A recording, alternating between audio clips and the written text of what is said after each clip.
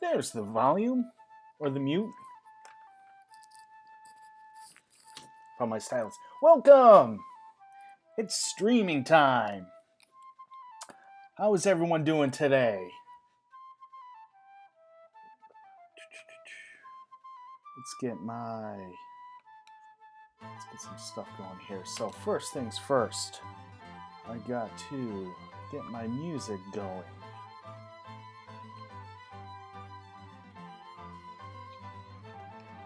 All right. Next, just in case you guys are wondering, I'm listening to the Streetlight Manifesto today. All right. So, as far as what we're actually drawing today, normally today's Tutorial Tuesday, but it's the last day in April, and I am really bad at time management, so I got to do this commission for my patrons today. As you can see, I've started it. If you guys are you're not quite sure what I'm talking about, my silver tier patrons, we every month they get to suggest characters for me to draw, and it's kind of like a commission lottery, I guess, or raffle is probably a better way to put it, where I put all the characters suggested on a list, and I roll a dice, and whatever the number comes up, that's the character I draw for the month. So this month, the winner is the Witch of Bibercat. And if you don't know who that is, that's because she's one of my characters. She is the villain in Shadows of Oblivion number 3. So that's what we're working on today. You can already see the sketch. I've been struggling with the pose a little bit today. I haven't quite known what I want to do here. But it's just, we're getting close to the end. I throughout the day, after several botched attempts, I think I'm feeling pretty good about this one. So I'm going to continue on with it, and I'll kind of make up for the fact that it's not going to be a straight up tutorial. I'll kind of talk through what I'm doing. And hopefully you guys can at least learn through what I'm doing here. So,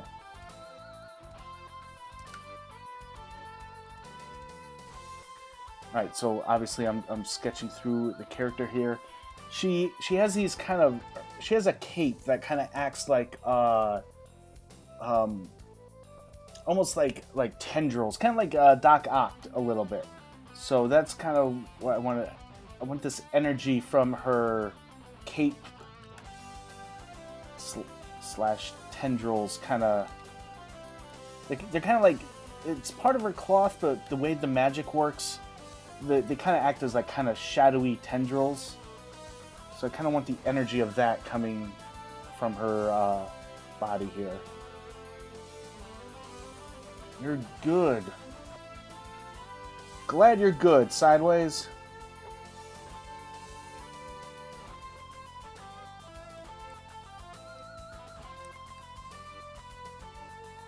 It's a good, I don't know if I ever told you, I like your username. Sideways is, especially the spelling, I have an appreciation for that.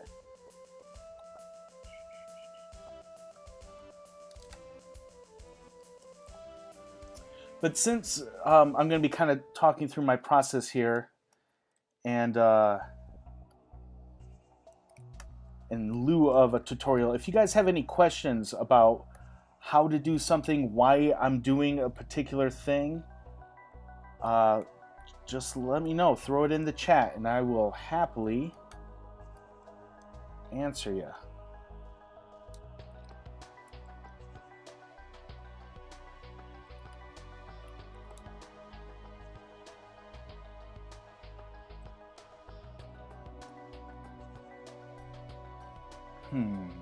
So,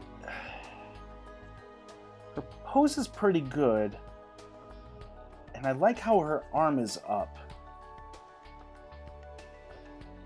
but I want her to have a little bit more of a powerful pose. So I think what I'm going to do is I'm going to lasso this arm here, and I'm just going to rotate it a little bit.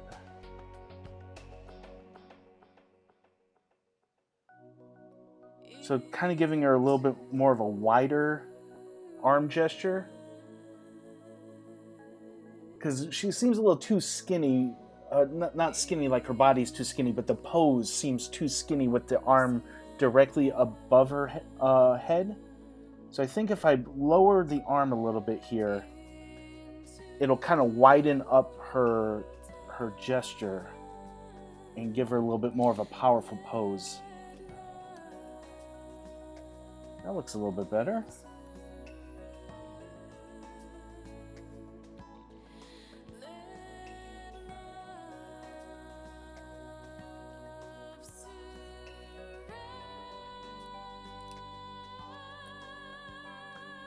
Probably in the final version, I might put like some like energy kind of going around her hand or being projected from her hand there. So since her arm's lowered, let's fix that up. Fix her collarbone.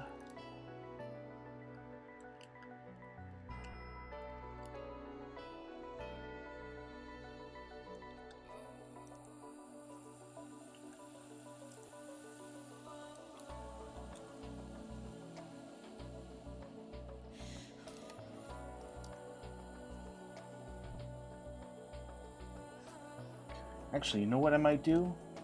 Because I still liked her hand being kind of over her head. So I think I like how I repositioned the upper arm here. Let me double check the proportions. I think what I'm going to do is bend the elbow here and kind of position that back over her head.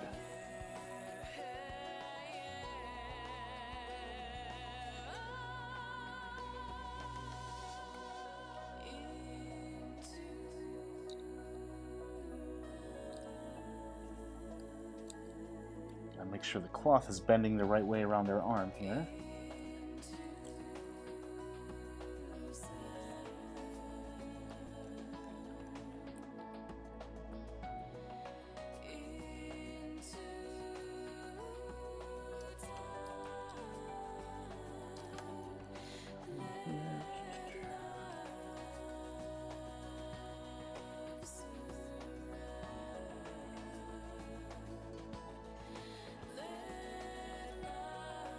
Bend her wrist back a little bit more.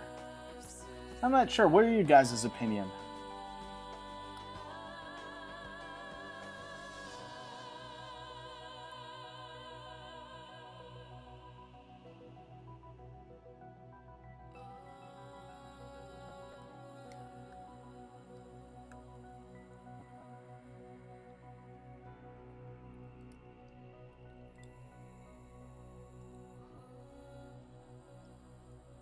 Oh, you know what I forgot to do? I forgot to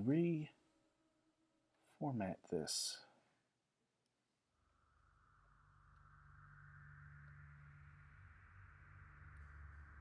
Oops.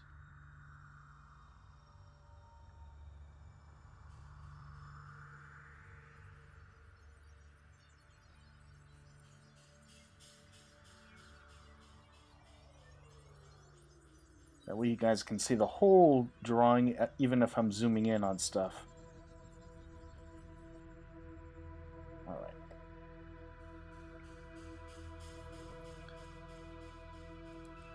Alright, I think that's looking pretty good.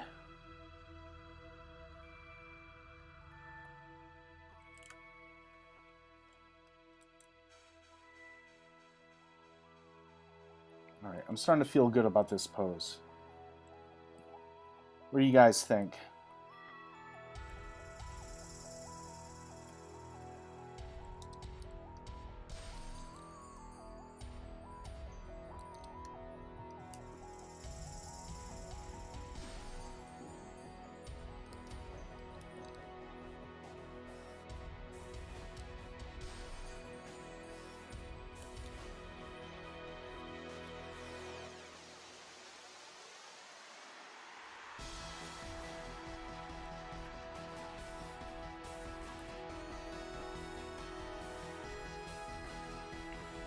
her shadow tendrils kind of reaching up here.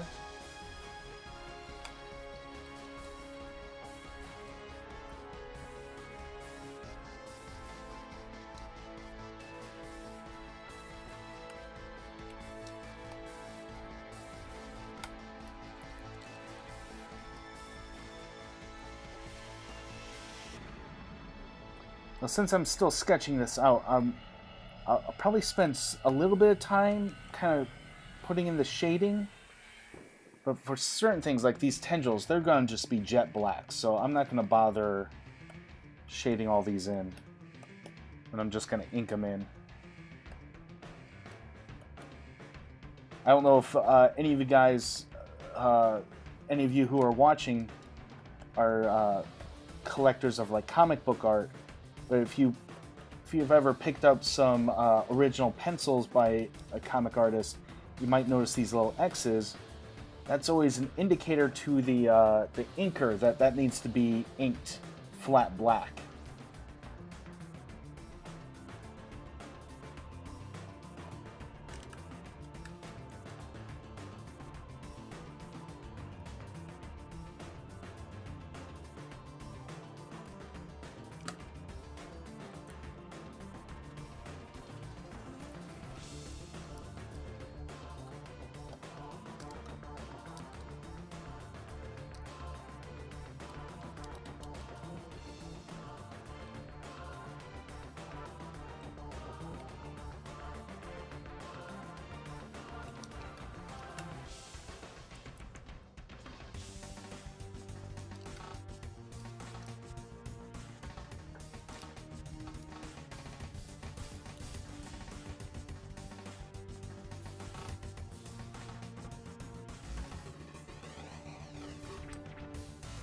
Looks pretty good.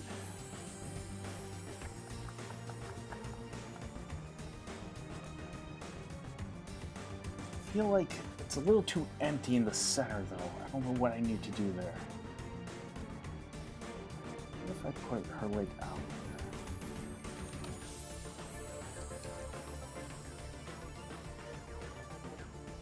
Yeah, that's kind of an awkward pose. I don't like that.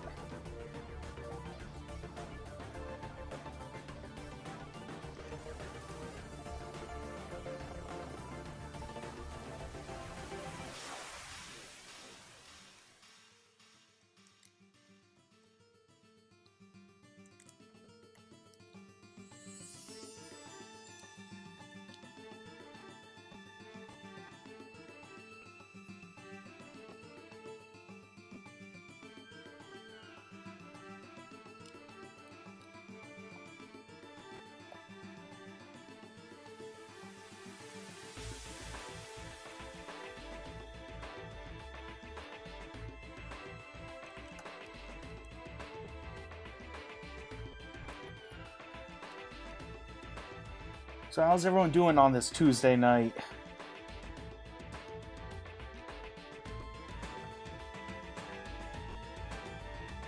I think that's how I'm going to solve that problem. She has kind of this, her top here kind of goes into like a long cloth in the back here.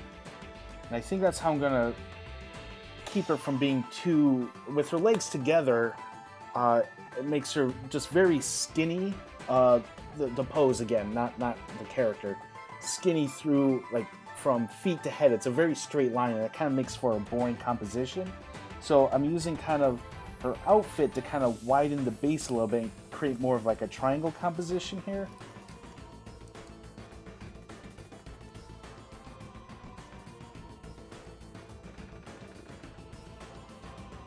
And then using the shadow tendrils to kind of like lead the eye towards the center. Still feel like it needs...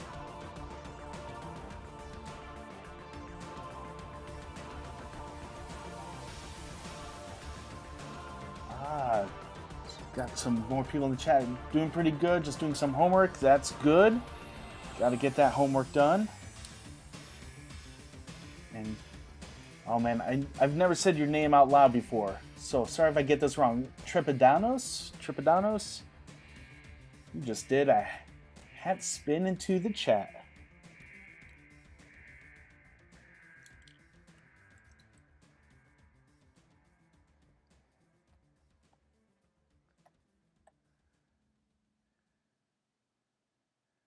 I mean, I guess maybe I can... Let's see what would happen if I worked with the canvas size a little bit. Maybe if I narrow this in a little bit. I cut back on the tendrils, but it might...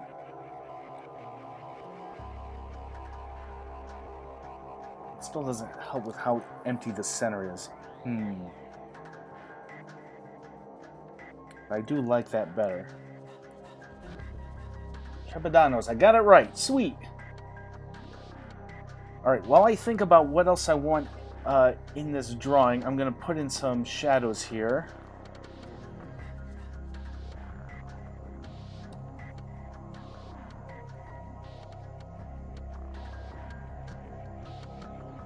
So this again, if you guys don't know who this character is, this is the Witch of Bibiquet. She's the main villain of Shadows of Oblivion #3. She's an evil witch, and her outfit's practically all black here, so I'm gonna kind of shade in how the black is gonna fit into her outfit.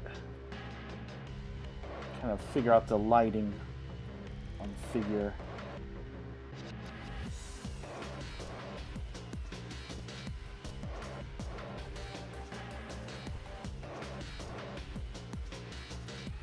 Thanks.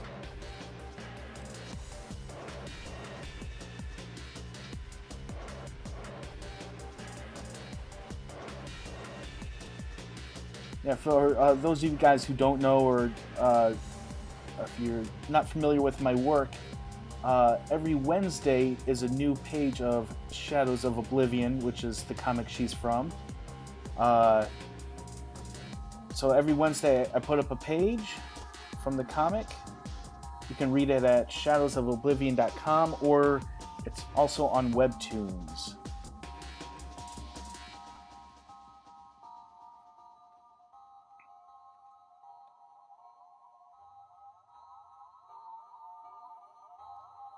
Now the design, what makes this character's design work is the stark blacks and whites. Like, she has very pale skin, and her hair and outfit's very dark, so the kind of contrast between light and dark is what keeps her costume balanced, as far as from an artistic standpoint goes.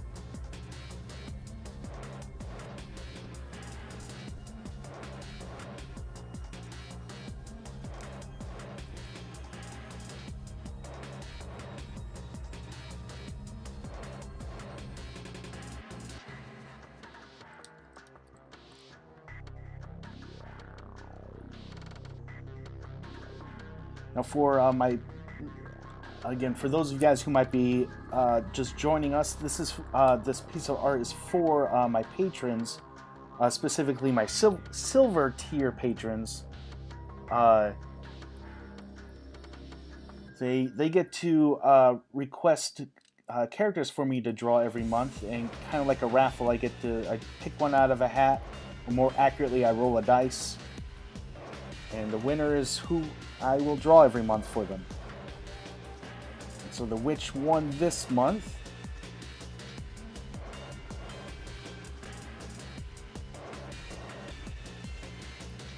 And for this particular tier, it's I call it a sketch, not necessarily because they're going to get like this loose pencil sketch, but because I kind of just do whatever I feel like is appropriate for the character. So sometimes that might be a pencil sketch. Sometimes it might be like a flat color drawing. Sometimes it's just black and white. Sometimes it's full color. It really just depends on how, whatever I feel serves the character and the illustration the best. So as I'm working here, I don't know exactly what the end game's going to be just yet. It's going to be at least inked with a character. Like I said, the light and dark is really what's makes this character design work. So I'm going to definitely ink this to at least get that light and dark feel going.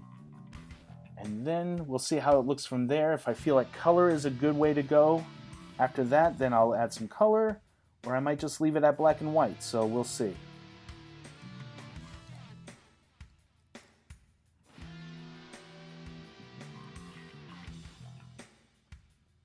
Hey, the green count made it.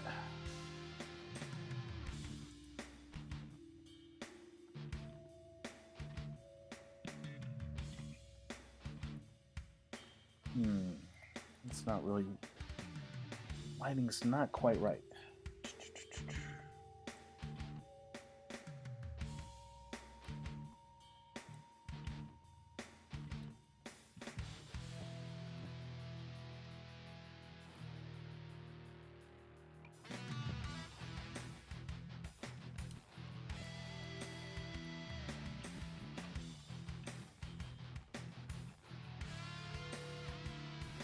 Yeah, I saw Sideways in there. Sideways was just talking in the chat. He should be there.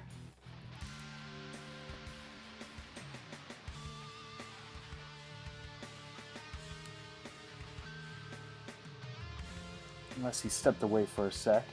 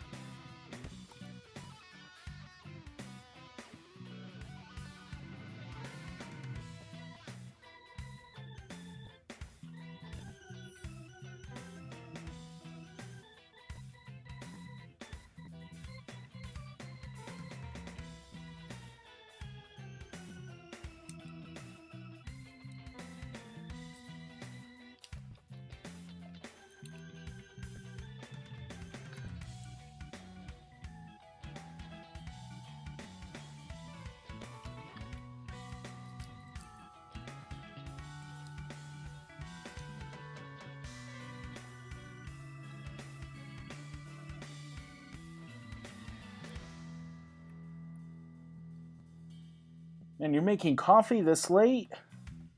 Actually, I just assume you're in the East Coast. I guess if you're out on the West Coast, it's not that late yet.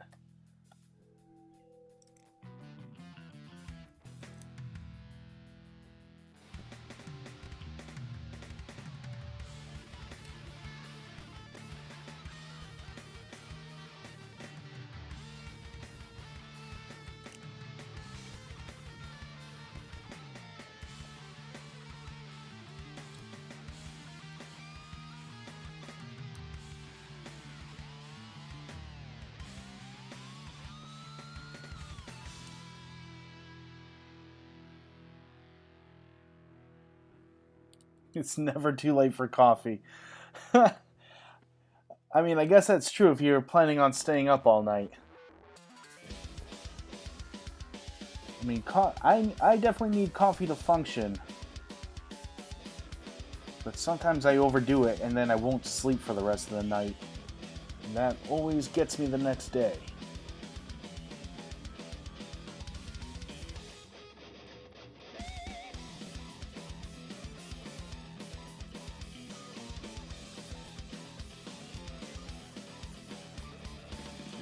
Sideways, you're eating popcorn while watching. What do you think? Watching me better, worse, or the same as watching Endgame?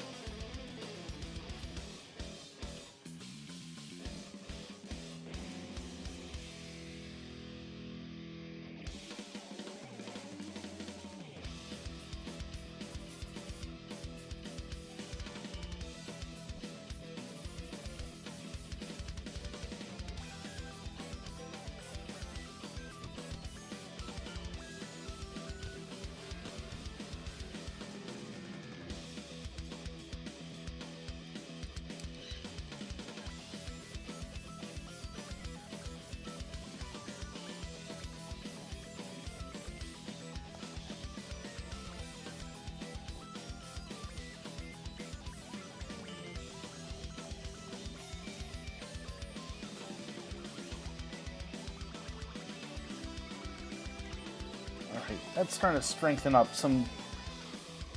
One of the problems when I was first trying to come up with the composition is the character didn't feel anchored. But adding in the shadows here kind of is helping solidify the character and really kind of anchoring them into the piece. So I think that's working out better now. It's must-see TV. See, I'm so bad and so behind on watching my Marvel movies. Saturday night, when everyone was at the theater watching Endgame, I was watching Infinity War for the first time. So I'm really behind in my Marvel movies.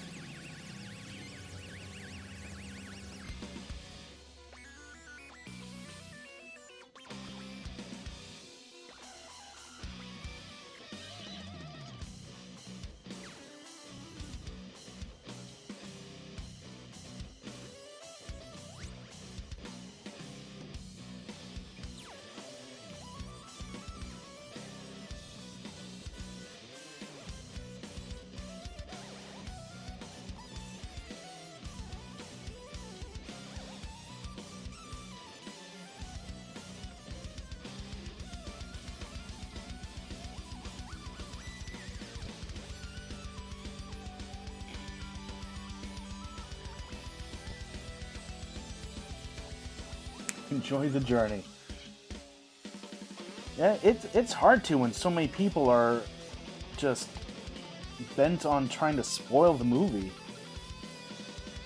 On my Saturday stream, I had someone that just popped in the stream just long enough to leave a comment that may or may not have been a spoiler. I don't know. I haven't seen the movie.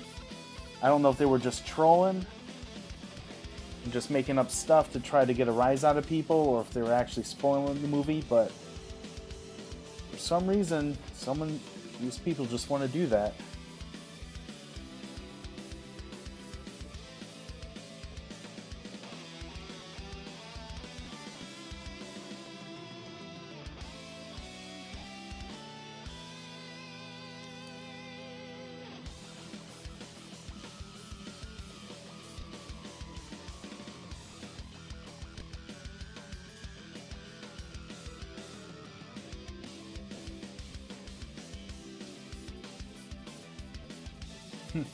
There are extras at the end of the movie.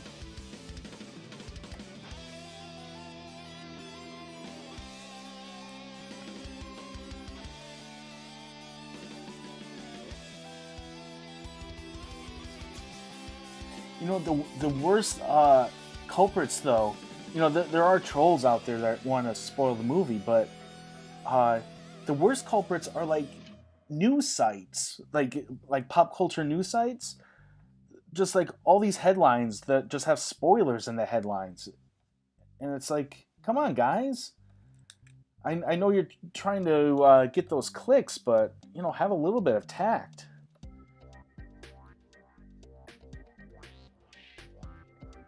I went through my Twitter feed and I unfollowed like everyone, CBR and Bleeding Cool. I unfollowed all of them just because they were posting spoilers in their Twitter headlines.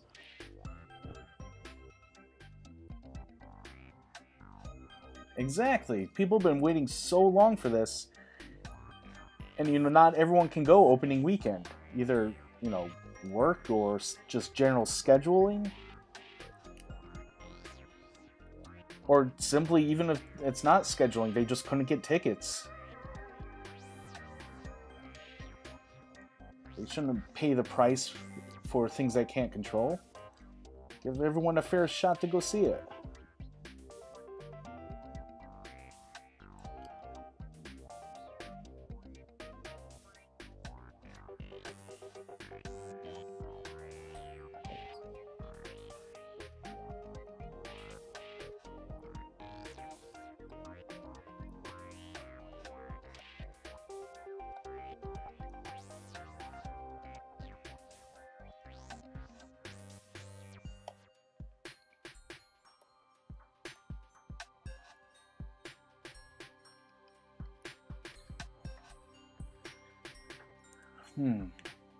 Now, I'm liking how this is looking. I still feel like there needs to be some kind of design element in here. Background's looking too boring. You know what I might do? I think I know here. So, let's see. Let's add in...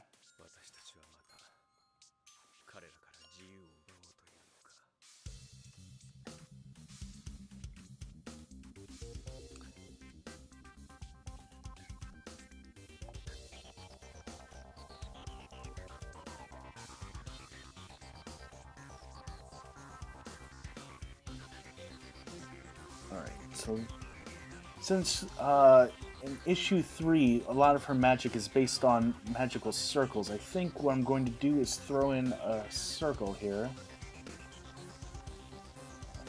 Centered circle. And I'll probably build the circle out a little bit once I start inking here. But we're going to just start with just the basic.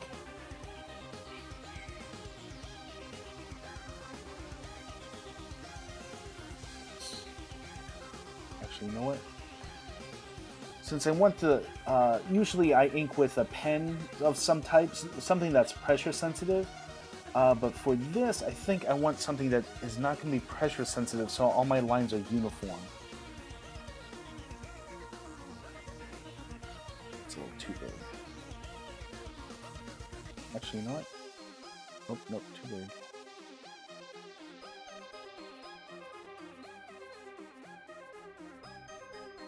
There we go.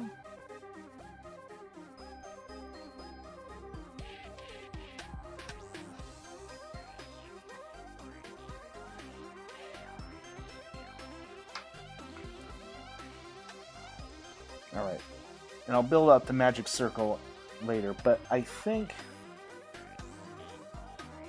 and I want to know what you guys think, having a circle kind of there, I think kind of ties in the whole piece. You got all the tendrils going in towards the center, she's in the center, kind of breaking the circle a little bit, and then we have that circle kind of holding it all together. I think that's a pretty good composition. But what are your thoughts? I want to hear. Let's save it before we get too far into this.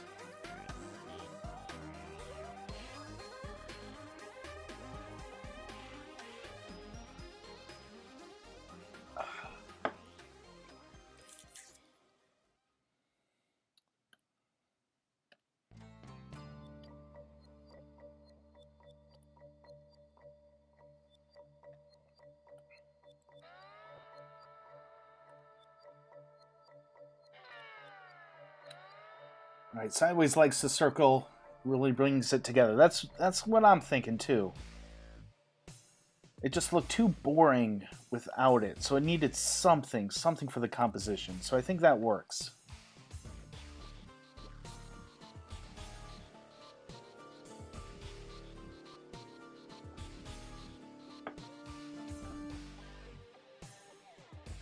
That's not a bad idea, Green Count, having something a little more asymmetrical, but with your interpretation of magic isn't quite how magic works in this world. Um, in this universe, there is very much a balance involved with it, which is why a magical circle is needed in some cases, because you need that symmetry and um, kind of mathematical geometry going on to do the things.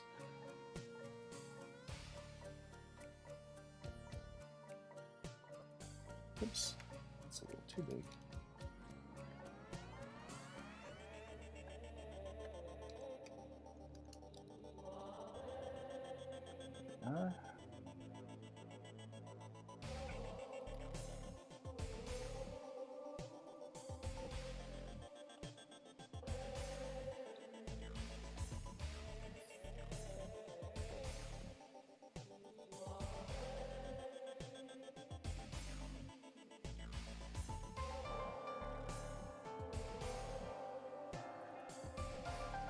Now, to save myself a little bit of time here,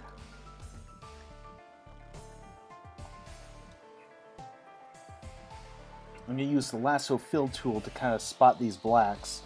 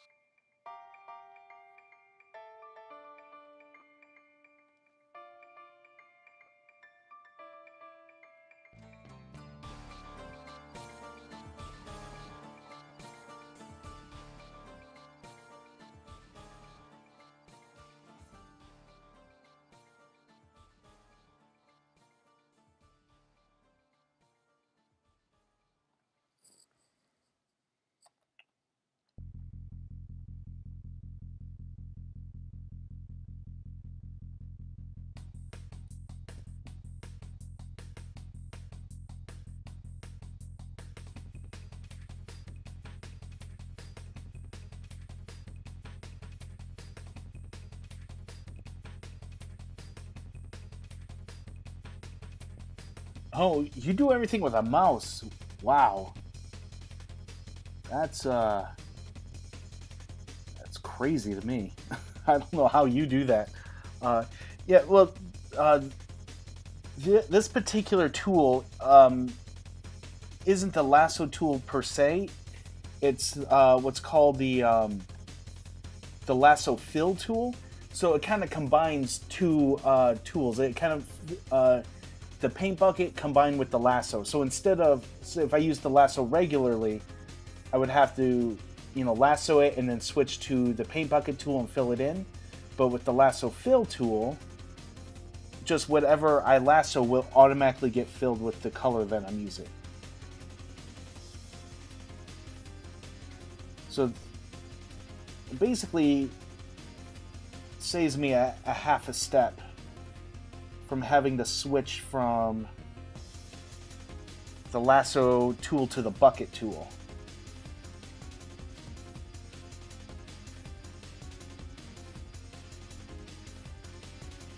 Now, if you had a Manga Studio or Clip Studio Paint, even if you had a mouse, you'd be able to use this tool.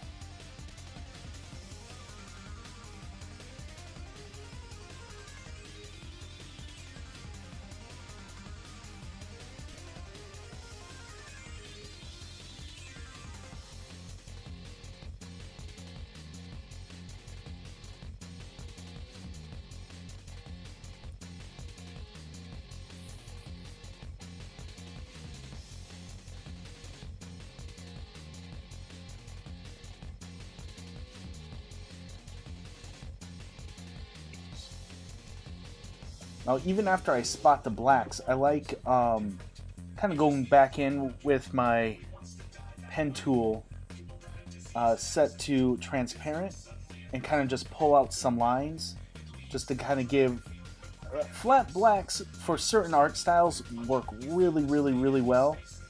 For my drawing style, it tends to flatten out the art a little bit. So I like to go in with kind of some hatchings to kind of keep the blacks from being just flat, and it kind of gives a little more volume to the piece.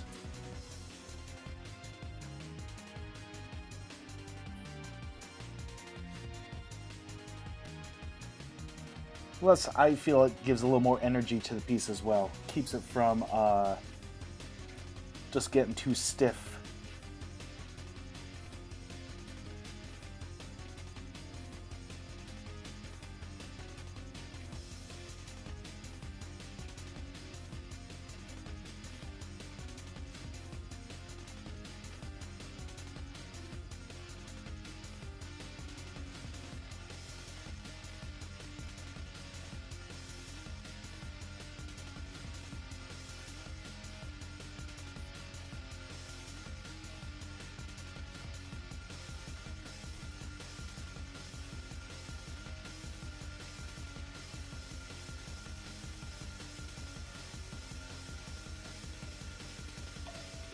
Oops. Turn off my reminder.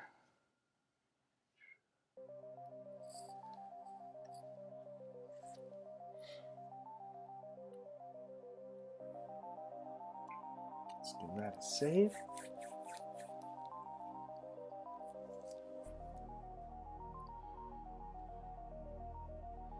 So tomorrow's Wednesday. Tomorrow's New Comic Book Day. Are there any comics you guys are excited about coming out tomorrow?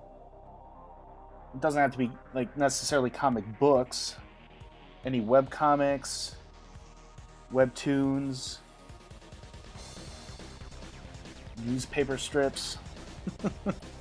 Anyone excited for any comics tomorrow?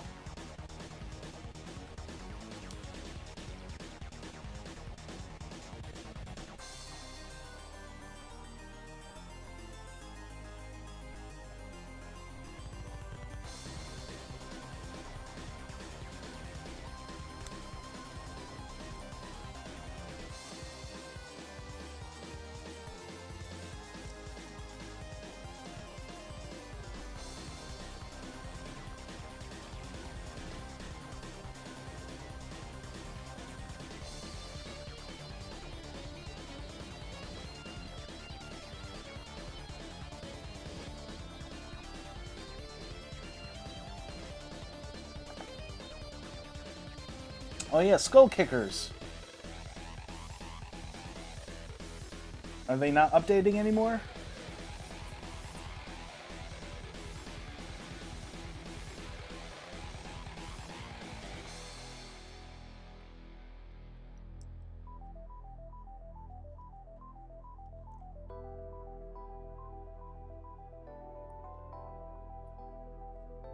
Oh, Sideways, you've been reading Major X?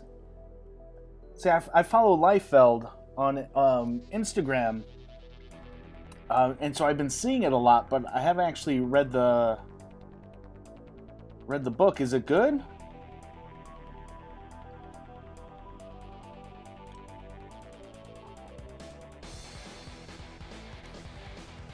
I know I make fun of Liefeld a lot, and most of the time it's rightfully so. But he's making comics, and people love his work, so I can't fault the guy one little bit. Yeah, it's good. Awesome. I'll have to check it out. I've gotten away from, well, reading all mainstream books, but especially X books, and I miss them. Oh, it's pure 90s goodness. Oh, then I definitely have to get on board. I love them 90s comics.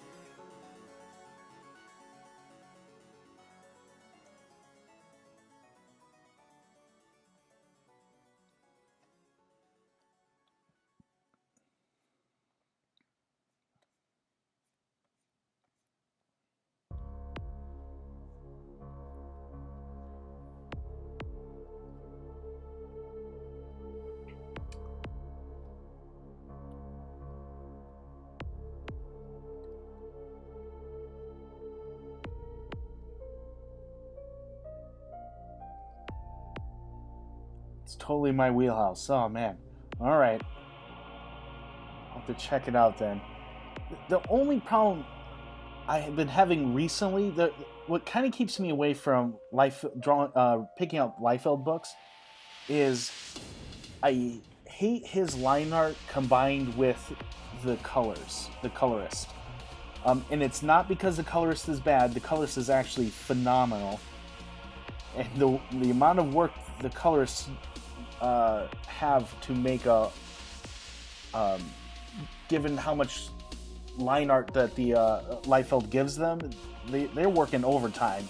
So the colorists are great, but the colorists are so shiny and polished against Liefeld's kind of rough line work. I almost wish he would. Obviously, this wouldn't work for like a Marvel book, but for any of his like creator-owned stuff, I would love to see him just go back to flat colors, printed on newsprint. I think that's how his artwork looks best. I think when his rough, I say rough, but like, you know, he does all the cross-hatching, very loose cross-hatching. A lot of energy in his cross-hatching. But then when you combine that with very sleek and shiny and really polished colors, I think they work against each other.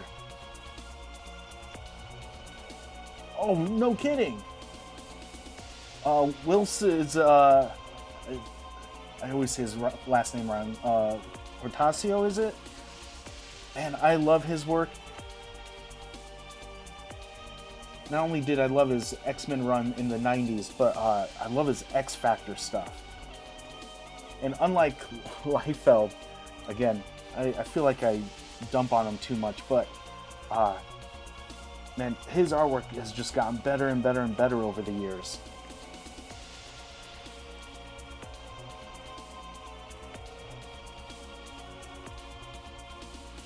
Portacio is a lot like Jim Lee and Silvestri, where they were fantastic in the 90s, and they've only gotten better since.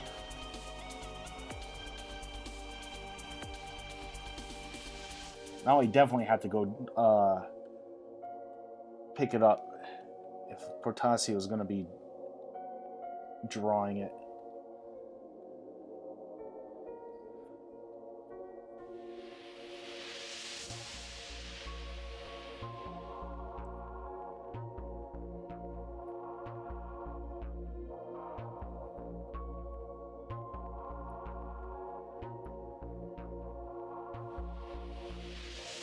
I follow Portacio on Instagram too, and he every now and again he posts like time lapses of him inking his work. I'm jealous. The way it looks like he's throwing down lines haphazardly, like he doesn't even care where they go. And then by the time he's done, it's this gorgeous piece of artwork. I wish I could just throw down lines like that.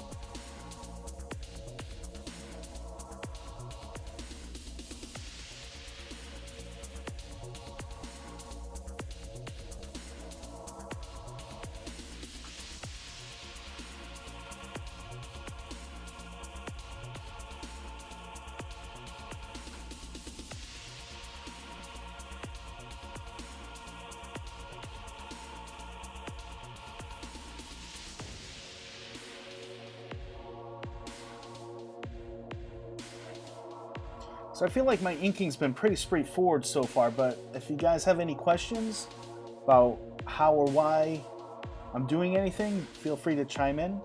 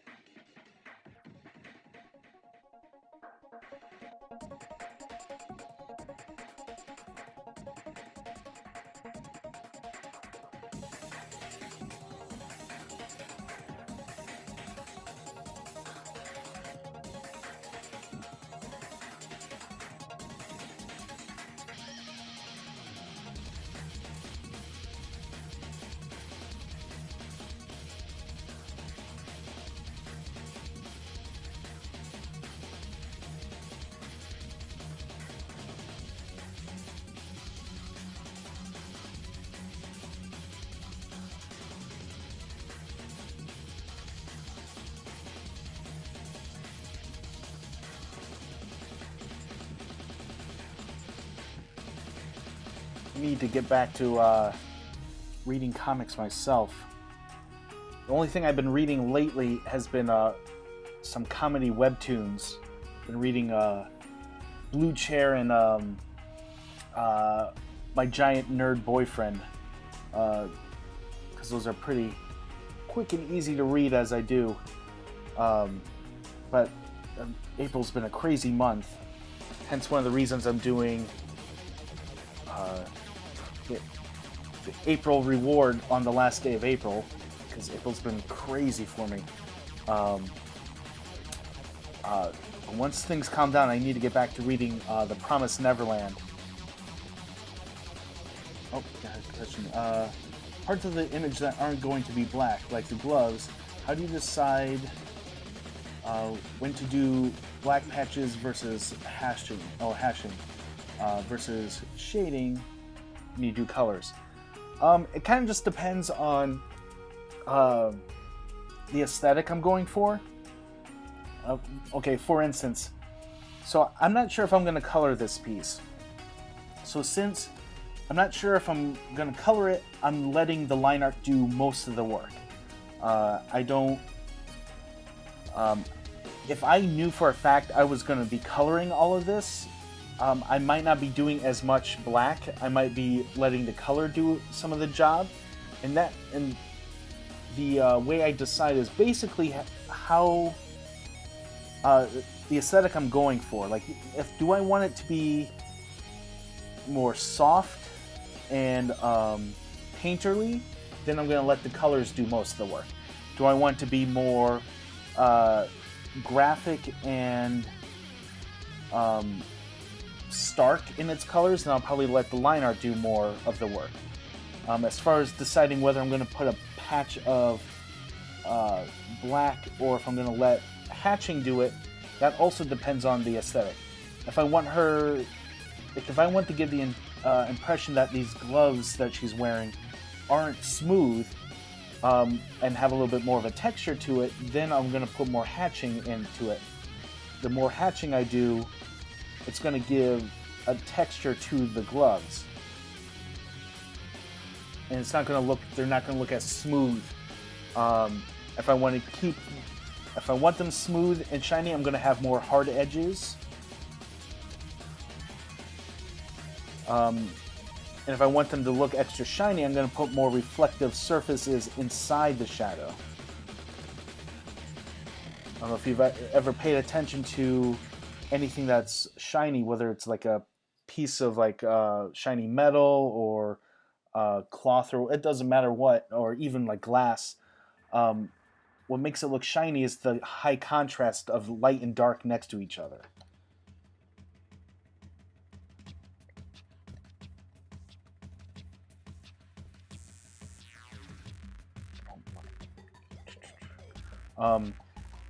And as far as like where to put it, you have to think of where the light source is. So the light source here is going to be mostly from above. It's kind of moving in this direction here.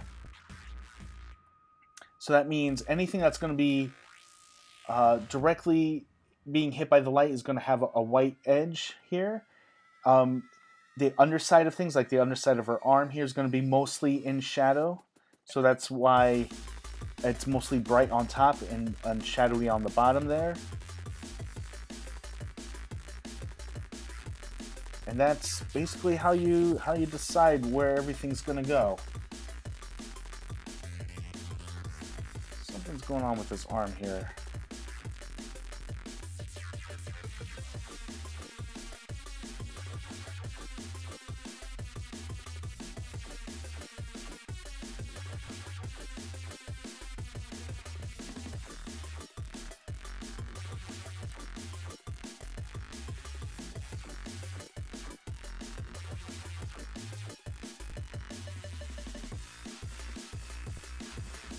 I think I need to bend this arm up a little.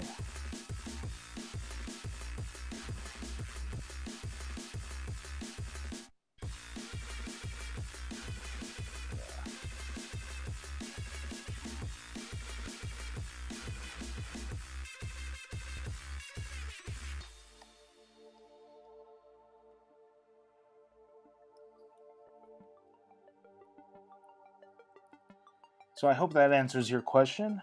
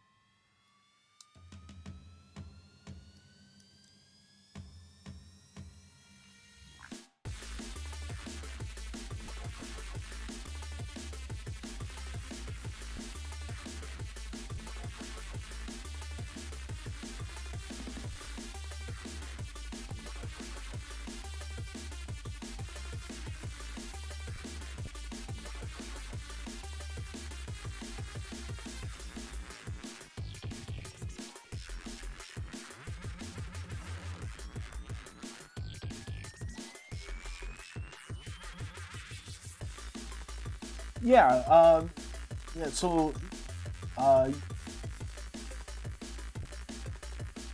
so other than that, are the blacks, the cast shadow and the hatching development? Yeah, for the most part, if you do hatchings, it's going to be ideally probably the feathering, because most shadows aren't just hard edged. There's usually kind of a gradient from going from dark black to the lighter area, and so the feathering kind of gives that impression of the shadow going from dark to light. Because when we're doing ink is either all black or not at all. So if you want to show gray, you have to do it through hatching. And so if the black here there is all going to be the shadow, and if the shadow is going to have kind of a go from dark to light, you'll do the hatching to indicate it getting lighter. But sometimes when we're talking about shiny objects like metal, spandex, whatever, because of the high contrast, you might not have that feathering. You might have just the hard edges, because that will help depict the idea of a shiny object better.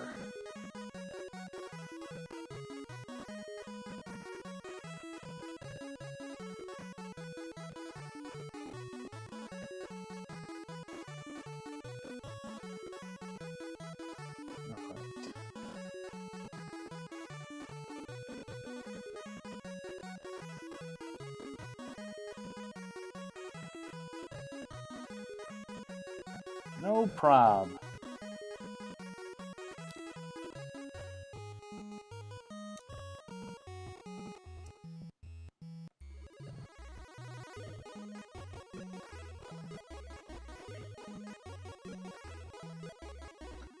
So, Sideways, you said Major X is coming out Wednesday? Because if that's true, I'll probably have to pick up a copy on Saturday when I'm at Final Dungeon for Free Comic Book Day. I haven't picked up any mainstream comics in a while, but since I'll be in the comic shop, I should probably take advantage of that.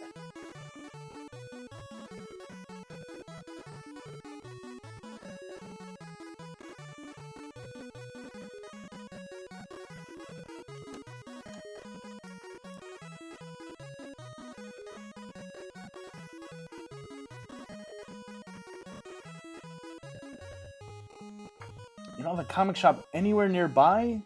That's so sad. I know that's not uncommon, though.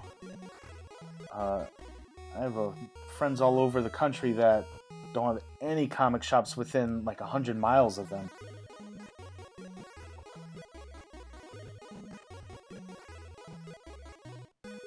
Oh, an hour drive to the nearest? Yeah. It's not too different from me. For the longest time, the closest comic shop was about 45 minutes to an hour.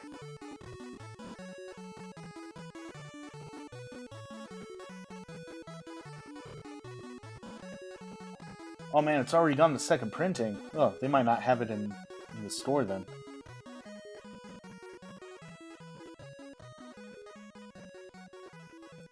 But even if there isn't a comic book shop nearby, there's always, what's it, DCBS?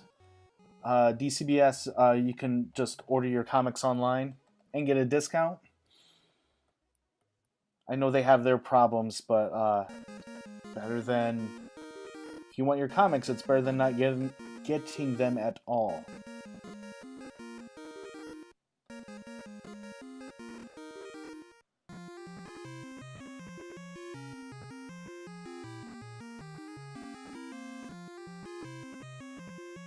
It's looking pretty good.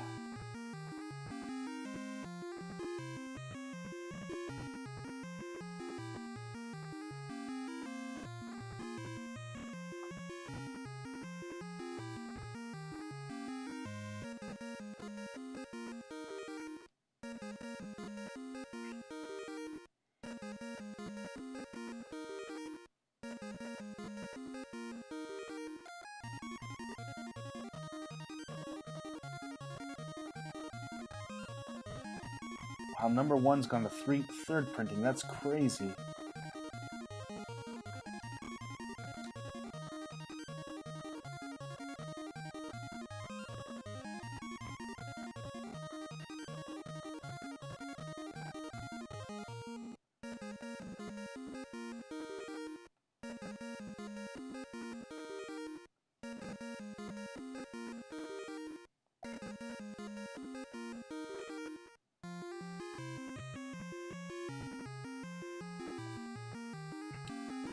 So now's a good time to say, if you guys are watching and you haven't followed me yet, I'm going to kindly ask you to do that.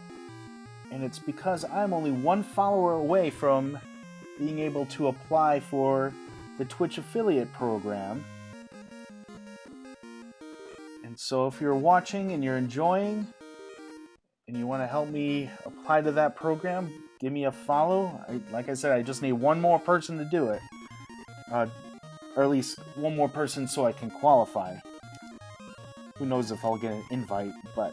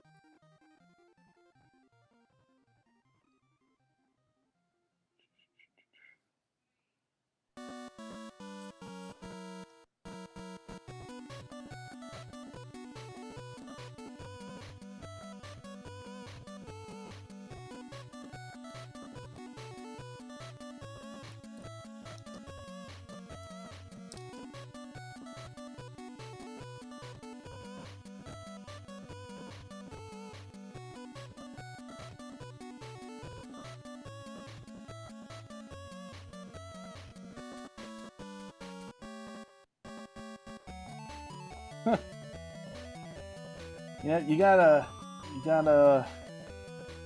choose your commissions wisely.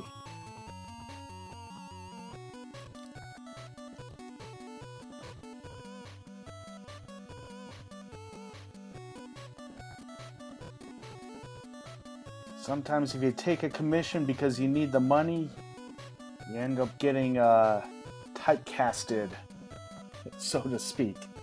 So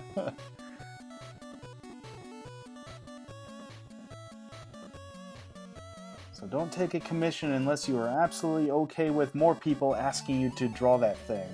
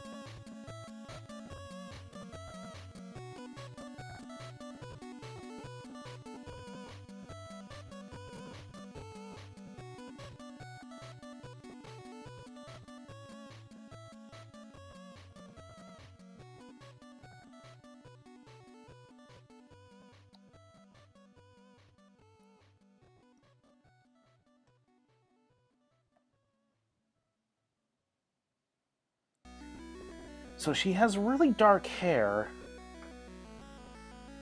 Oops. Those are my headphones. And I don't know if I want to ink it all black or if I just want to keep it lighter. Maybe I'll just do the underside dark and black and keep the upper side lighter. And then maybe I'll put a screen tone on it.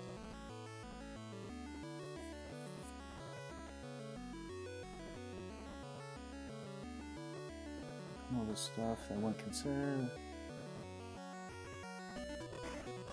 No pony love policy.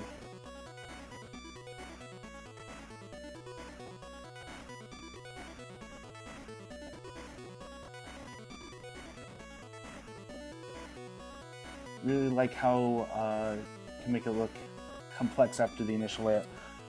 Yeah, since I mostly ink my own work, you can see the sketch.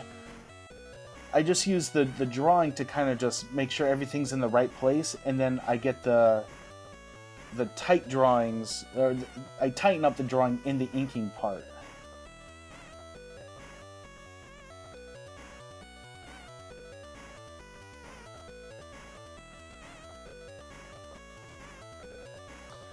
Plus, personally, I love inking hair. It's just some flicks of the wrist to get a really nice hair strands. And I can't really get that with a pencil, both real-life pencils and the pencil tool. But with both a real-life brush and digital brush tools, it just takes a little flick of the wrist, get really nice lines that represent hair.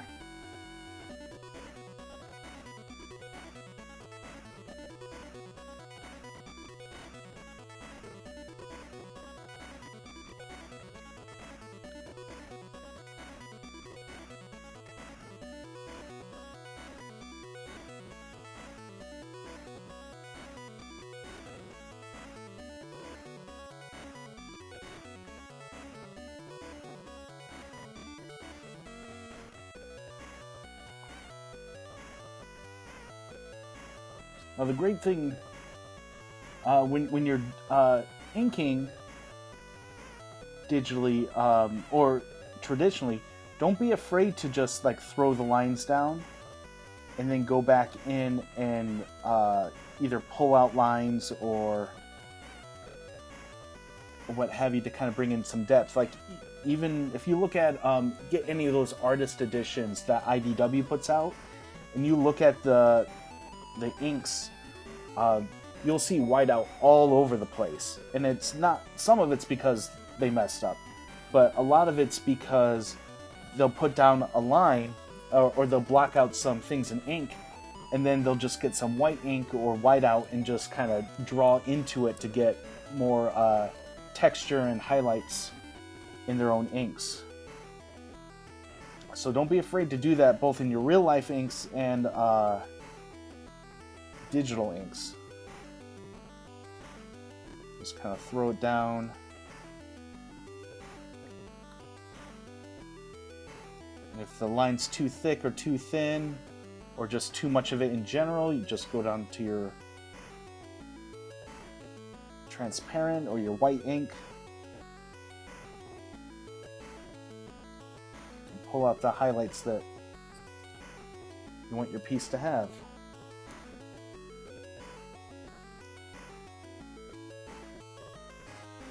It's looking pretty good.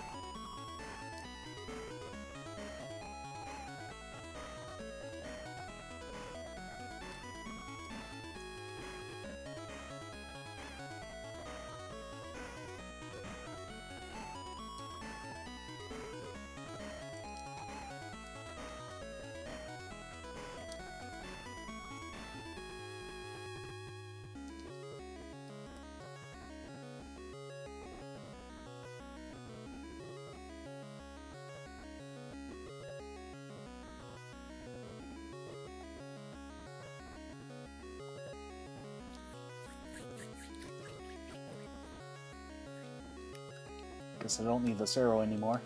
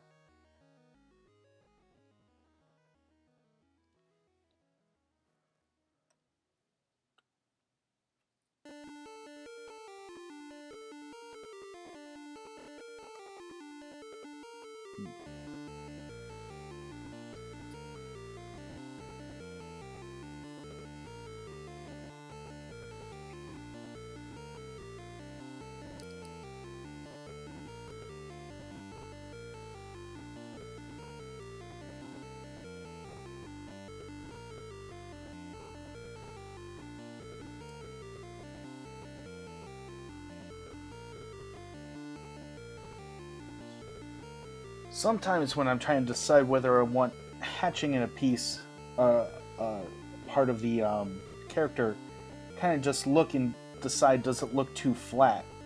Like, looking at this part of her neck, it just feels like the lines there are just...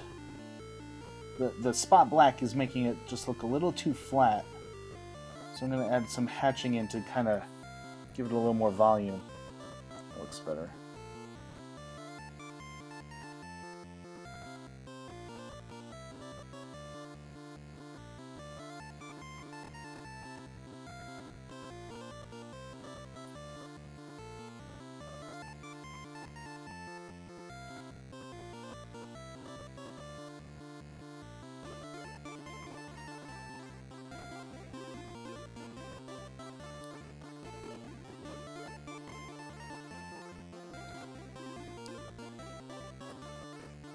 What time is it? All right.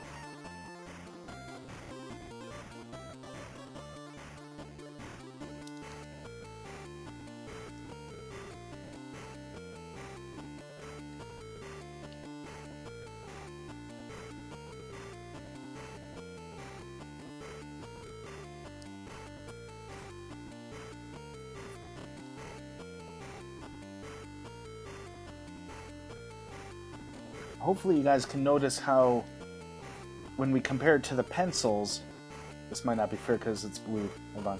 So if we look at the pencils here and we compare that to the inks, how the heavy spot blacks really kind of anchor the drawing to the page.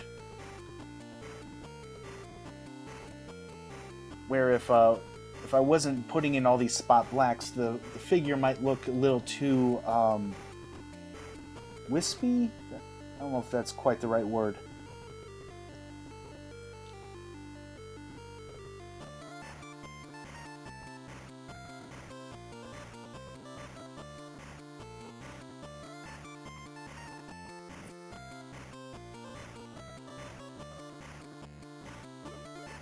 The spot blacks really helps the character feel like there's weight to her.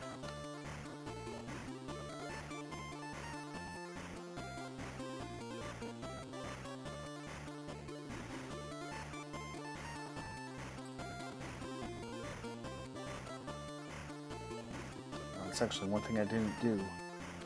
Forgot to check the negative here. Oh, that still looks pretty good. Alright. I didn't mess up too bad.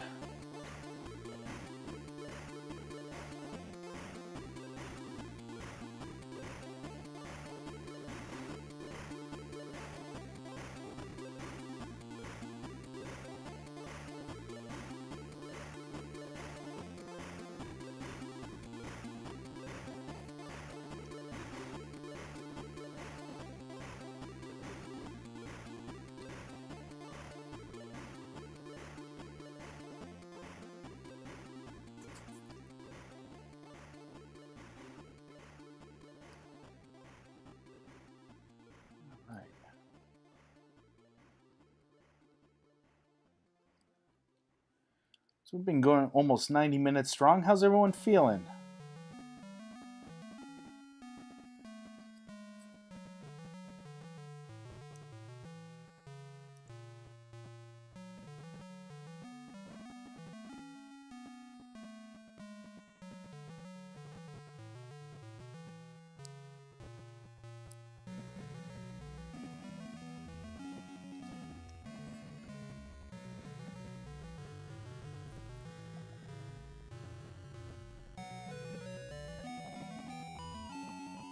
Good. Good. I'm glad you're good. It's good that you're good. I feel like I'm not as talkative as I usually am. Maybe it's because I'm not instructing. So if there's anything you guys want to talk about, I'm game.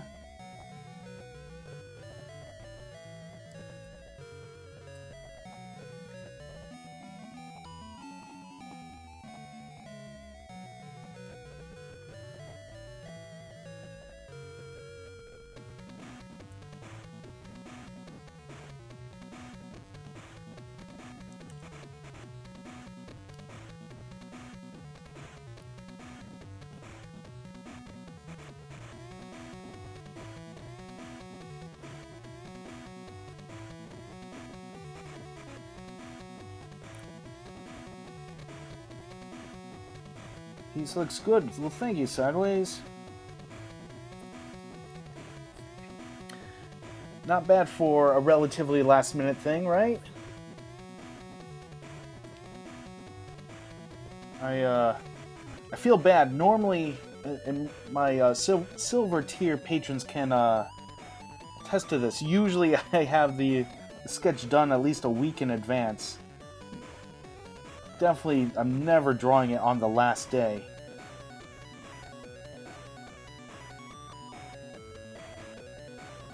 Like I said, this month was crazy between taxes and just life.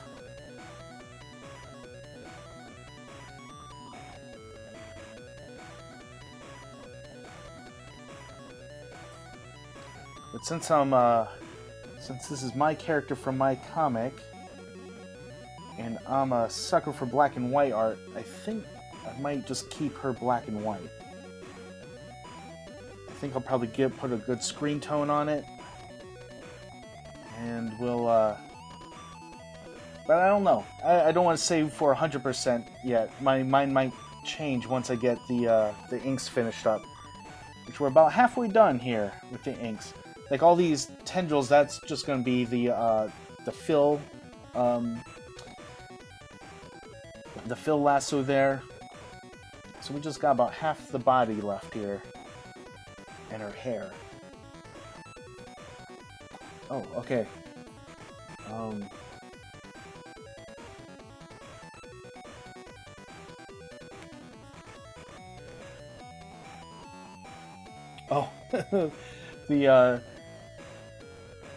the shadow.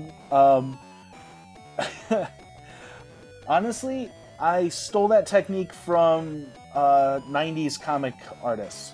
If you look at how Jim Lee, Mark Silvestri, even Liefeld, the way that they would put the shadows on the spandex, and they wouldn't do it. They do it on almost everything, but it just makes it's most obvious on the chest here.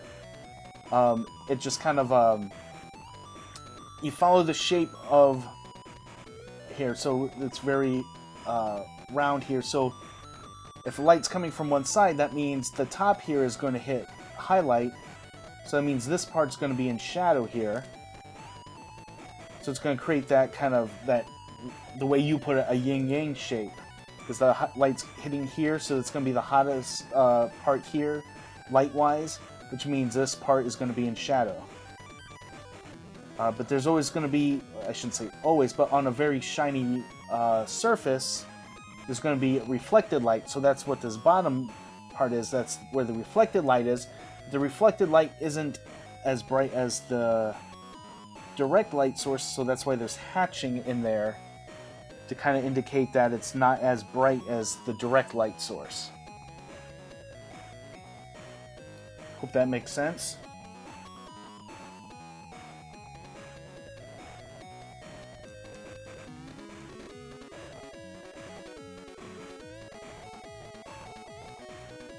I'm a sucker for 90s comics and the art styles that came from those 90s comics. And you can see it all over the place in my art.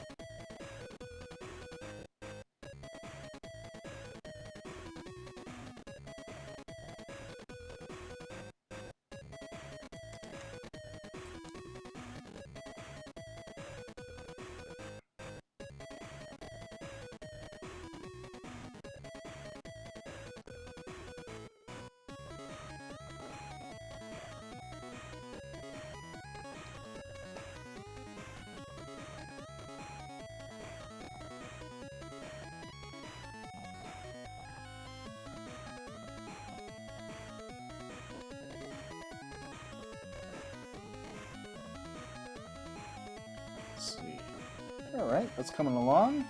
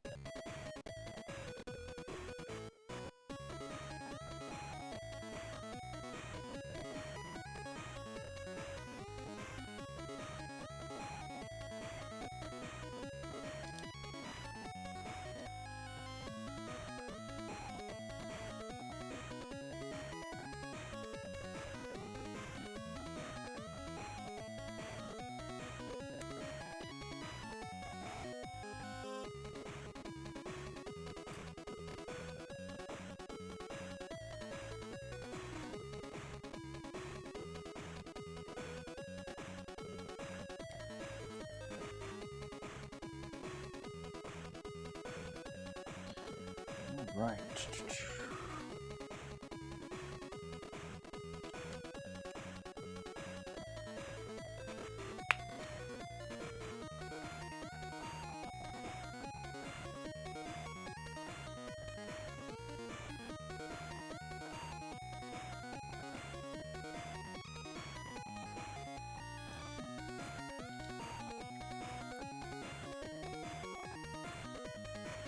So for those of you guys who are just joining, I'm working on a piece for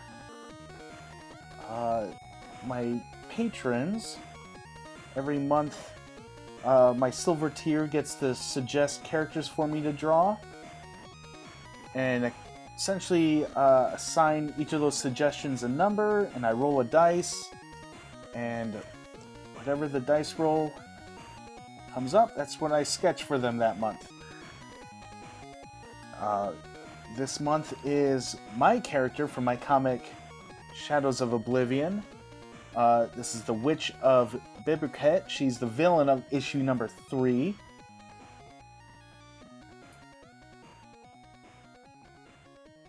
And it's due by the end of the night. So I'm getting it done now. But while I'm working, I'm trying to do a little bit of instruction of normally today's Tutorial Tuesday. So I'm kind of trying to give a little bit of insight of my process and why I'm doing things. But if you have questions while I'm working, please ask.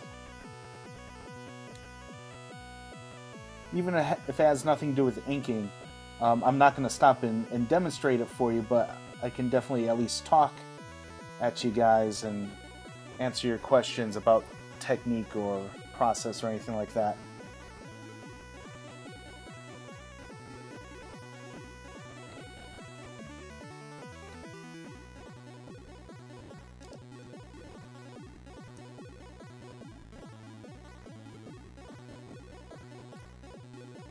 If you guys don't have any questions, I have a question for you guys. If you're an artist and you like drawing, what part of the process do you guys like the best?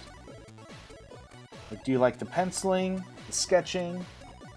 Like, you don't even want to get a finished pencil drawing, you just like getting the idea down on the page? Or do you like the coloring? What part of the art process do you like best? What gets you jazzed to make and create?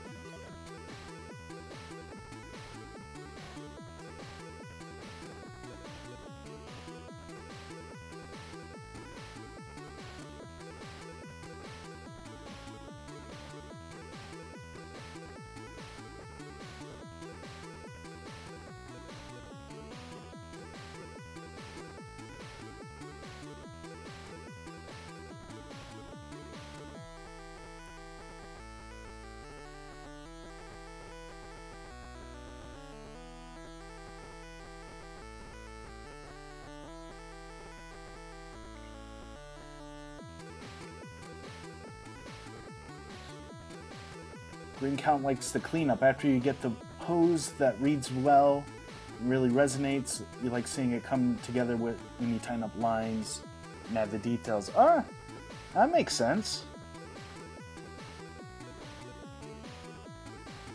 See, I'm kind of the opposite. I hate cleaning up the artwork. I wish one of the reasons my inking style is so loose is because I hate trying to get everything clean and perfect and sharp. I like the energy of a sketch, and if can get the line art tight enough in a sketch, I would just leave that as the final line art for my comics. But pencil sketch doesn't reproduce well in a printed comic, so I gotta do the inking. But it's one of the reasons why I ink so loosely, so I can still have that energy from the initial sketch.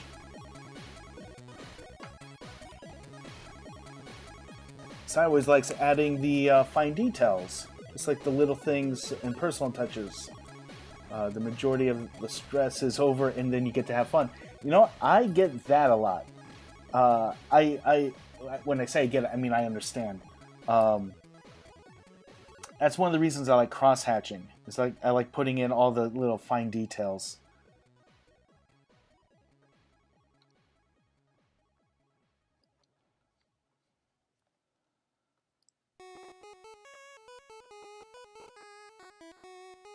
The details is kind of what makes it feel real, right? Like, you can draw a building that has, you can draw the building, draw the windows, but it doesn't quite feel like a real building until you start adding like the molding around the windows or like the facade on the front of the building. Like those details is what makes it feel real.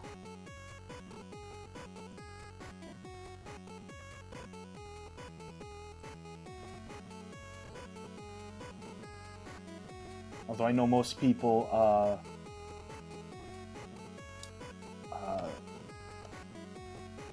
don't like backgrounds, so maybe my background example wasn't a good one.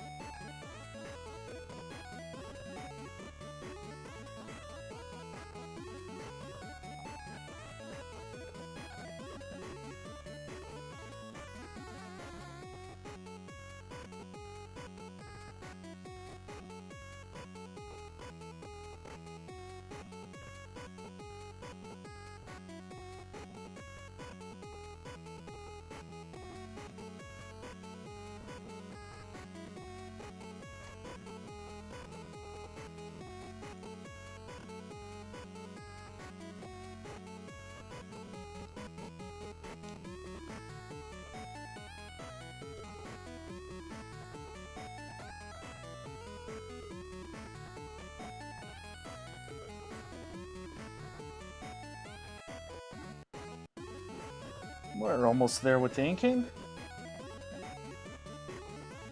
Pretty close.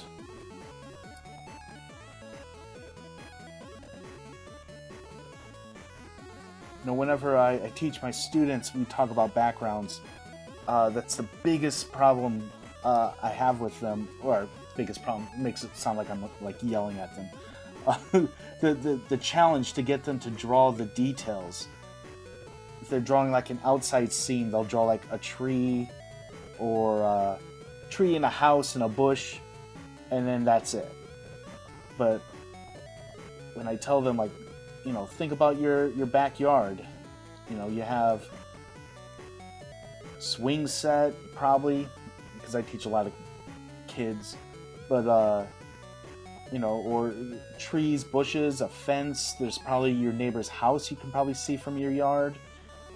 Streets, depending on which way you're looking in your yard. lampposts, fire hydrants, power lines. These are things that we don't really think about. We see so often that we kind of tune them out, but it's the difference between making your artwork look like a stage play or looking like a real place.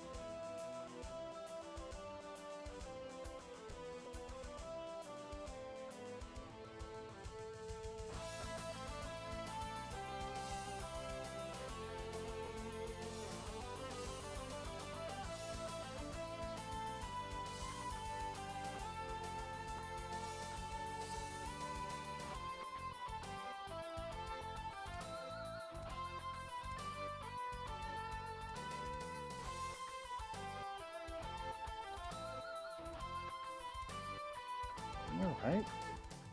Almost there.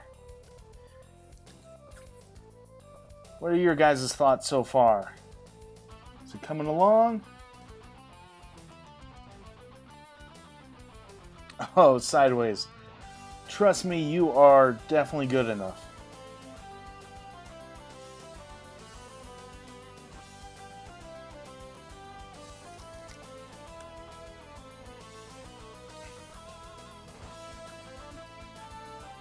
Oh, good. I'm glad you think so.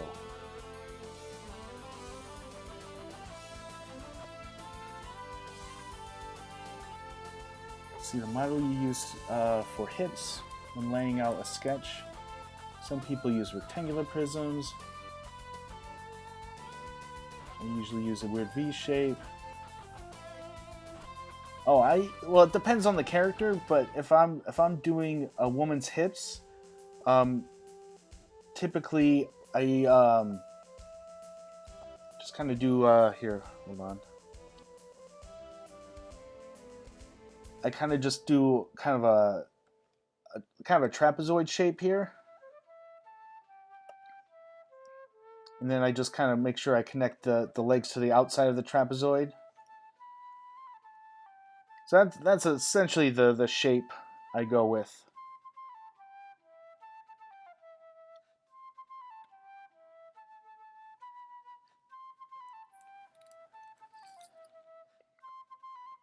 Yeah, Sideways, you should have a little more confidence in your art. You, sure, you're not a professional and you're not a professional level, and that's totally okay. No one is when they start. But you definitely have some, you have the raw skills there. It's just a matter of practice for you.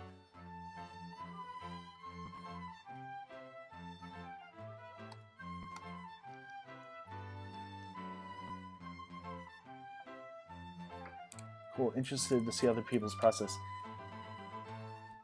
Yeah, I like to, when I'm breaking down a figure, I like to use square geometric shapes. whether it's rectangles, squares, triangles. I know a triangle's not a square, but I don't like using ovals. I know some people do, and they get great art from it, and I'm very happy for them. For me, I used to think of it when I was in college and learning to draw. A lot of my teachers did use like cylinders and spheres and ovals to draw everything out, and I just was not getting it.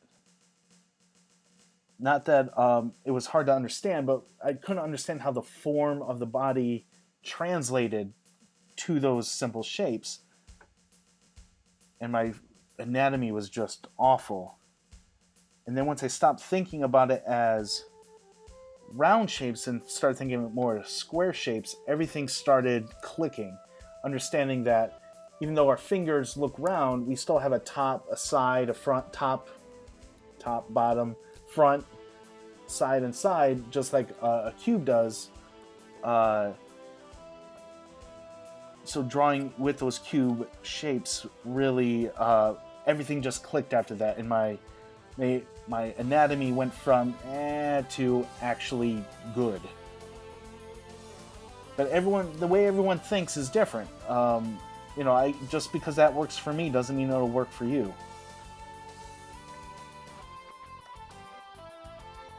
The way we think and the way we see the world is different from person to person.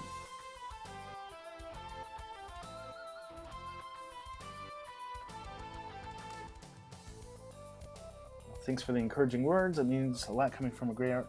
Well, you're too kind to think I'm a great artist. I'm mediocre at best. But when it comes to art, honestly, anyone can do it.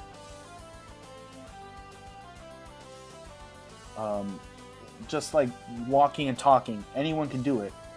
It's literally just a matter of practice. No one is born able to draw. No one's born able to walk. No one's born able to talk. These are all things that we learn how to do. Everyone learns how to walk and talk, but not everyone learns how to draw. That everyone has that ability to learn how to draw. So if you just take the time, practice, you can do it. I feel like I'm Bob Ross over here. But he was right. Anyone could paint. Anyone can draw. It's just a matter of doing it.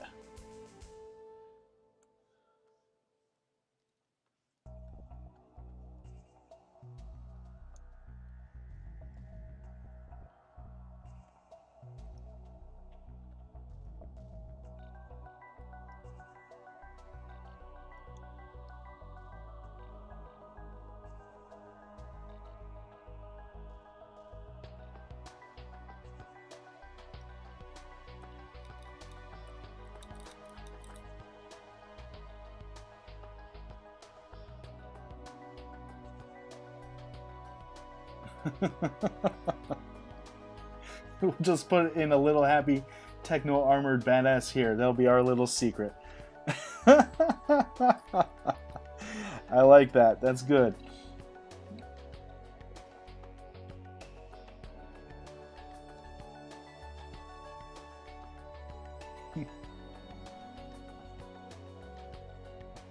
Random Art Dude with the emojis. How you doing, Random Art Dude?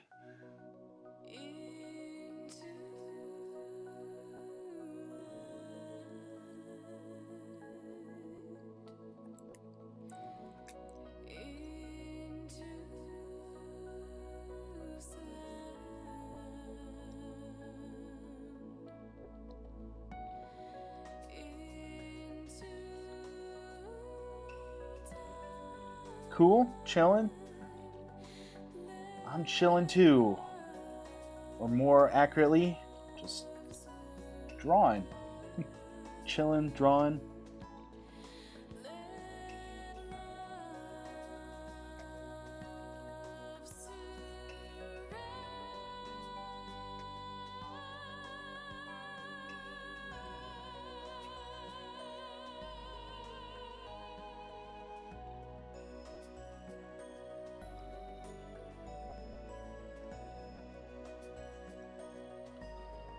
So I think with the hair here, I'm going to start with just a lot of flat black, and then I'm going to go back in with my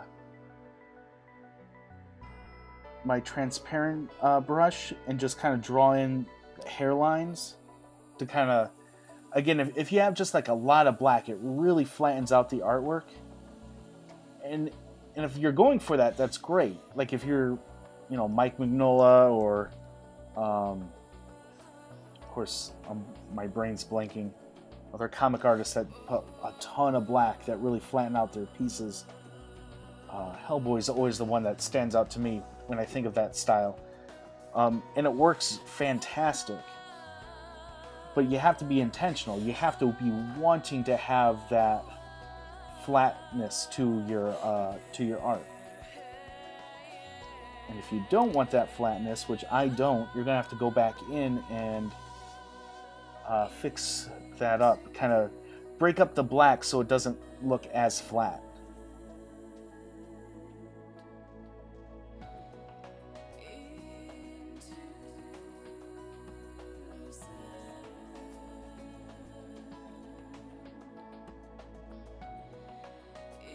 But you'll see me do that in just a sec here.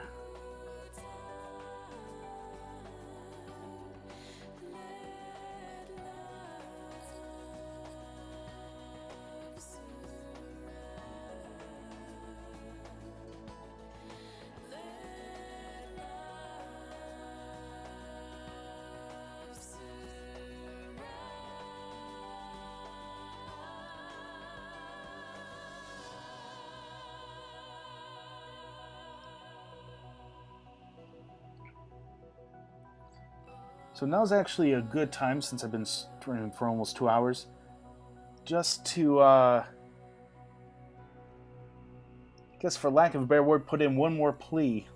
If you've been enjoying the stream and you haven't already, please give me a follow. I'm only one follower away from meeting the requirements to apply to be an affiliate.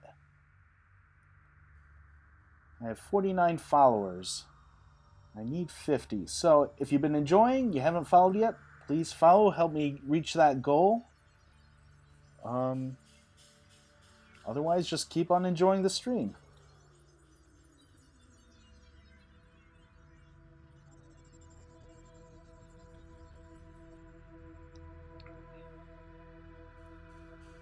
All right. Oh, I think someone did it. Random art dude. I think you pushed me over the edge there. Oh, we got two new followers. Thank you. Got one Crimson Knight and Random Art Dude. Thank you, guys. Pushed me over the edge. I really appreciate it.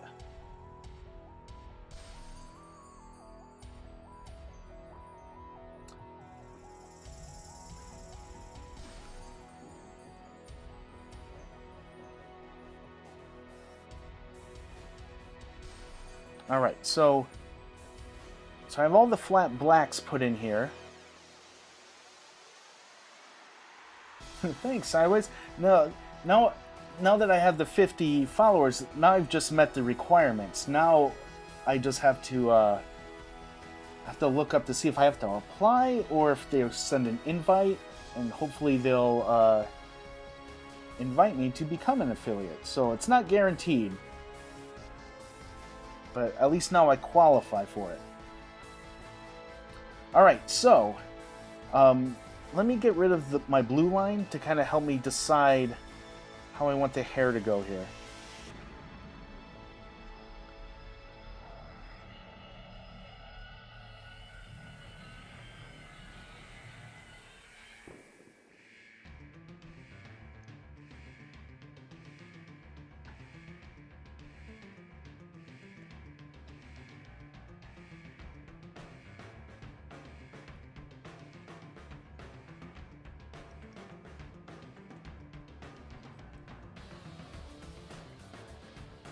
So you can kind of see how putting in those transparent lines kind of help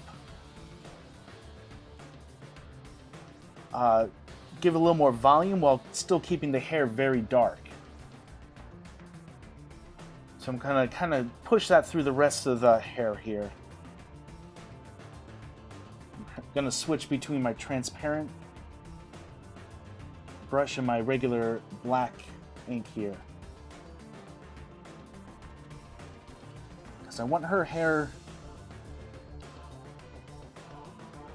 since I'm not going to be coloring this piece, I need to show that she has very dark hair, but also show that there's volume to her hair. And we do that with a lot of spot blacks, but also some cuts into the black to bring out the volume.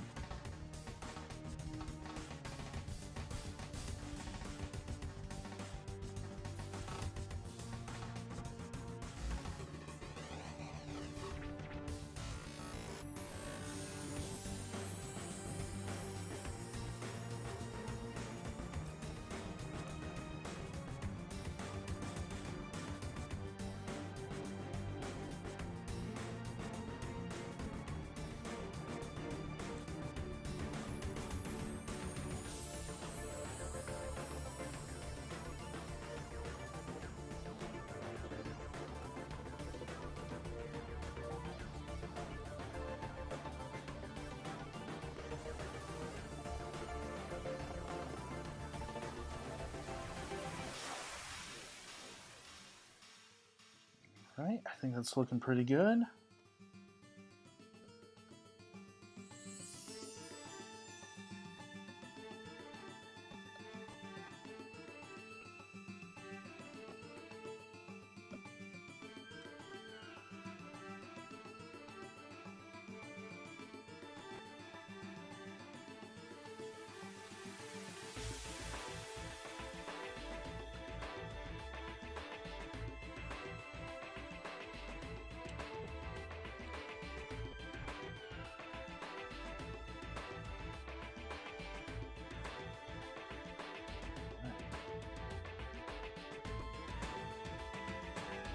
So how's that look to you guys?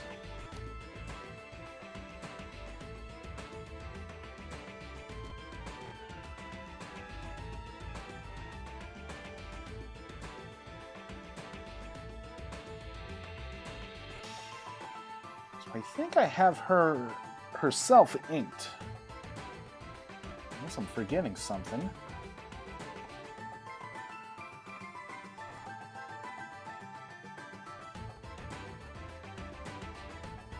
All right, got the Super Meat Boy thumbs up of approval. And I know I'm doing something right. All right, so let's get these shadow tendrils.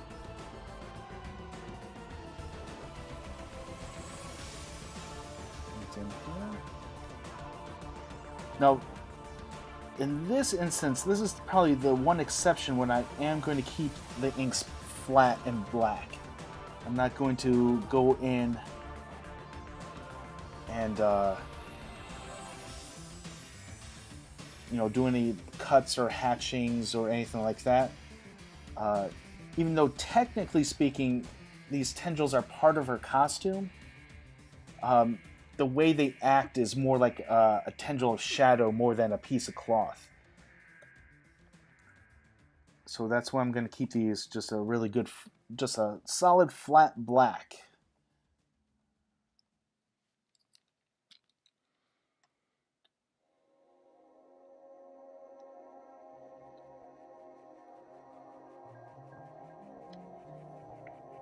Looks great. Excellent. I'm going to be shameless for a second, so brace yourselves. If you guys do like this piece and you want to receive the high-res version of it, if you guys go join my Patreon at the silver tier, since it's still technically April, if you go join that, I'll send you the high-res finished piece of this art. And if you stay a patron for May, you can put in your request for a maze sketch.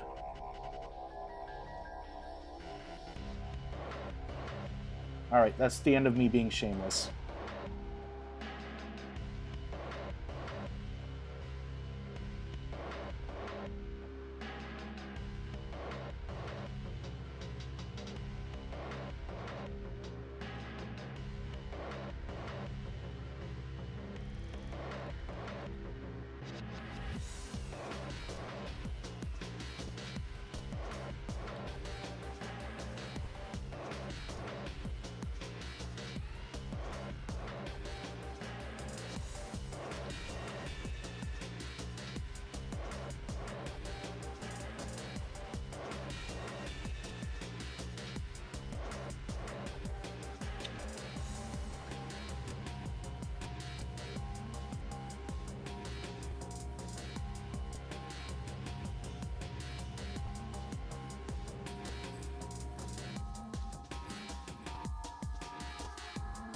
Hopefully, for those of you guys who are here from the beginning, hopefully you're starting to see how having these flat black tendrils kind of help draw the focus.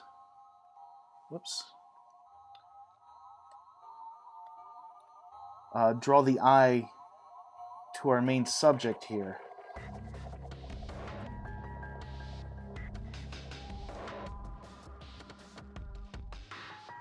It's not as obvious when you're looking at it in the pencil form.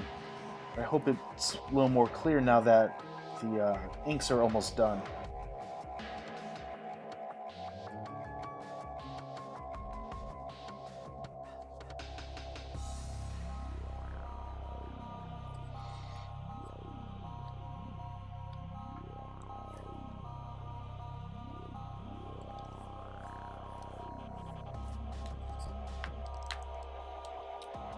So once I finish the inks here, the next thing I'm going to do is draw her magic circle, which I started here.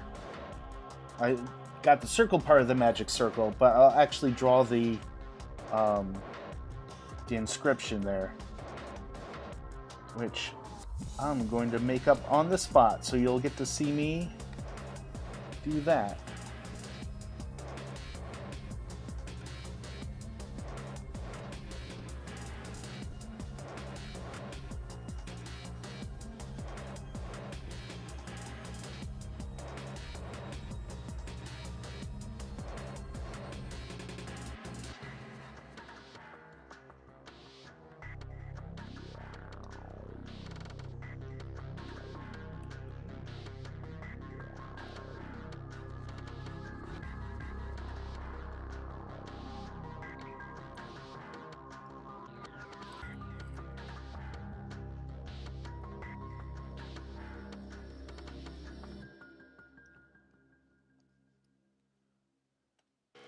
Never be afraid to use negative space either to draw your pieces. You can see how I cut into the tendril to kind of show some strands of hair moving through the piece.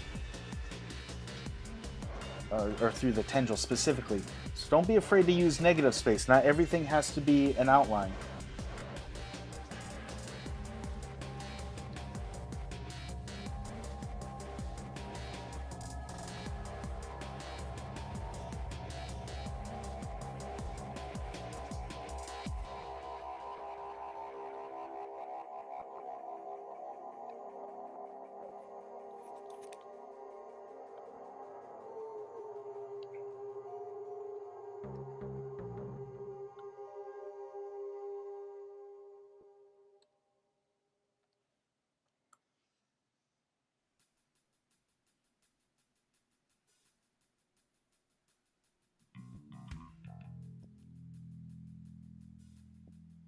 So I'm going to have to do the same thing over here, so let's see.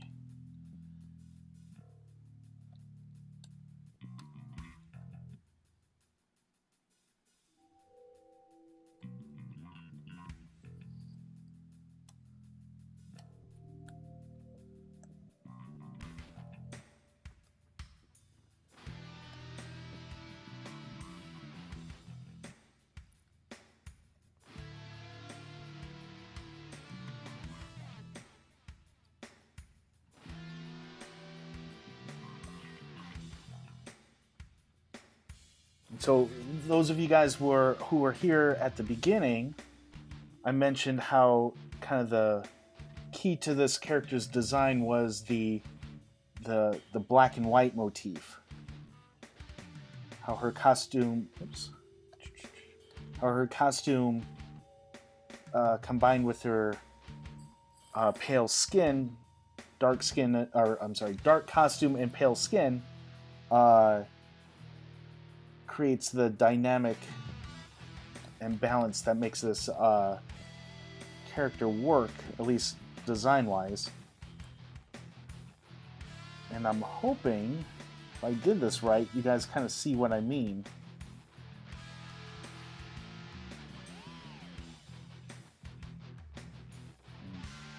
If I do my job right, you guys should be able to see how that works. Either that or I failed miserably.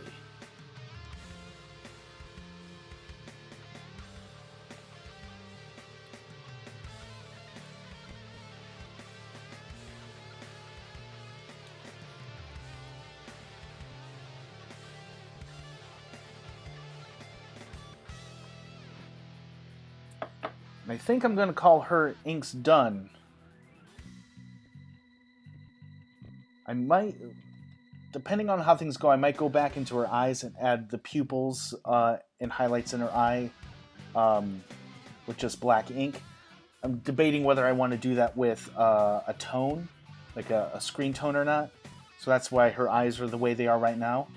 I kind of want to go in and add it black since this piece is looking so strong in just plain old black and white. But I'm going to save that for just now. And what we're going to do, bring up the magic circle here.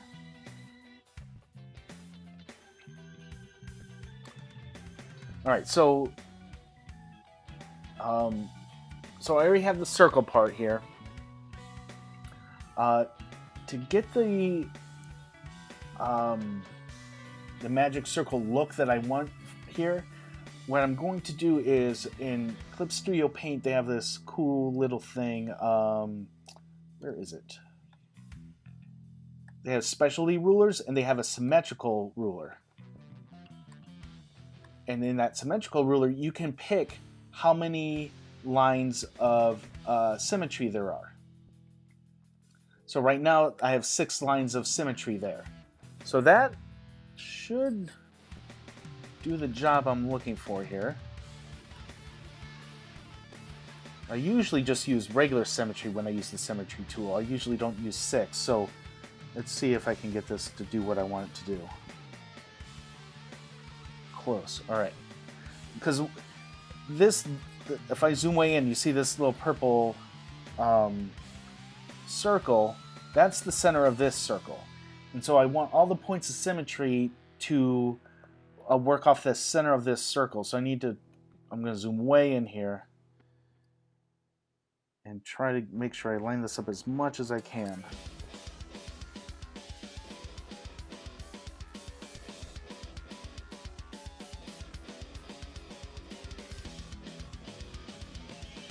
I think that's pretty close.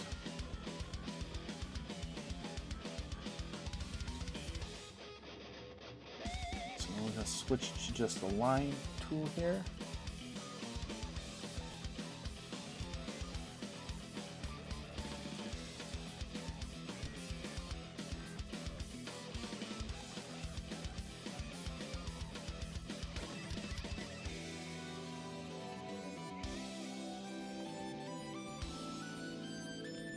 And you guys can see how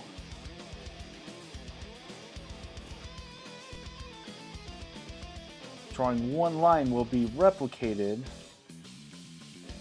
everywhere. But it doesn't look like these symmetry lines are even, so I gotta see if I can fix that.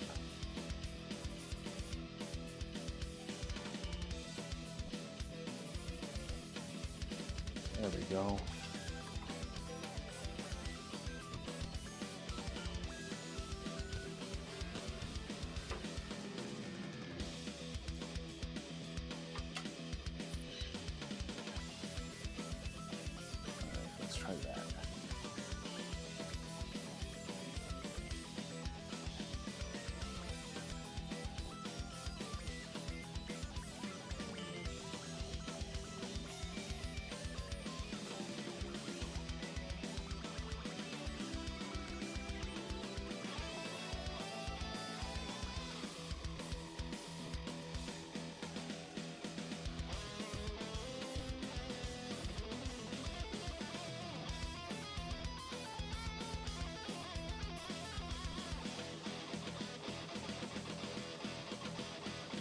As you can see, I don't know exactly what I'm doing here.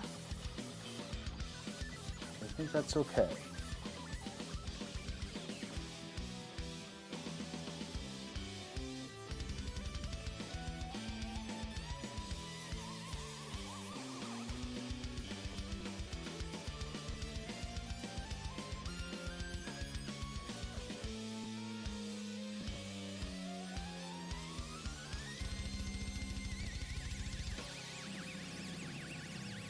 Right?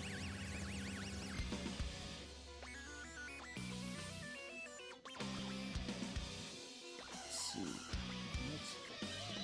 Let's thicken up this line a little bit.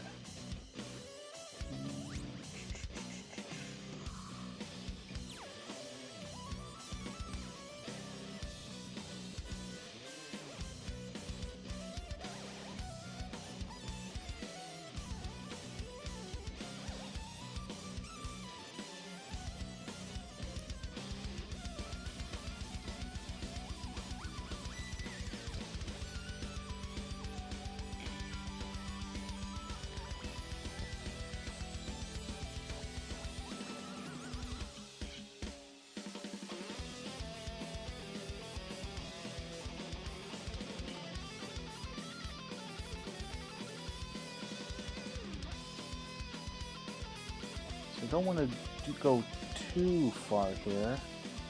There we go.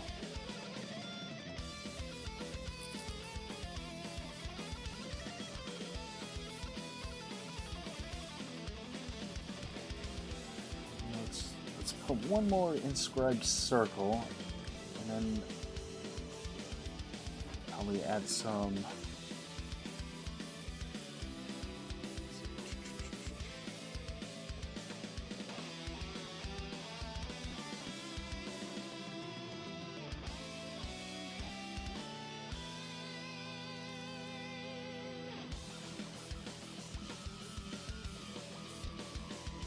I like how that looked, it was just too thin.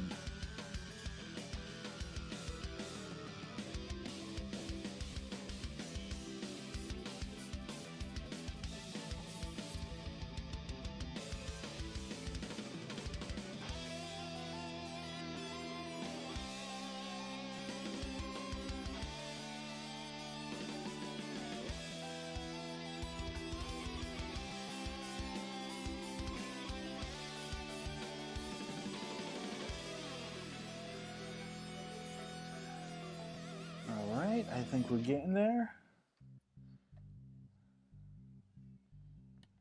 Now let's just...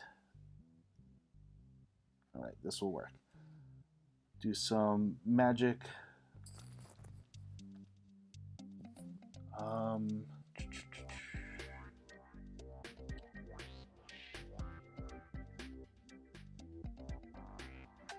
Magic mumbo jumbo here in the outside edge.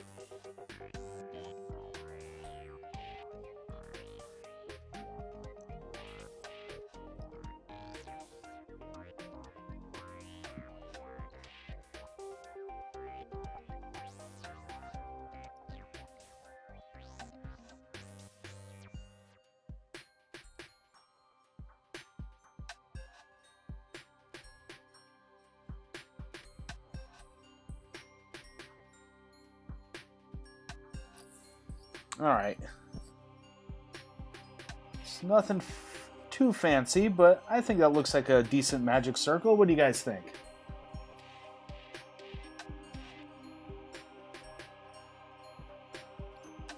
Alright, so this is how we have to do this now.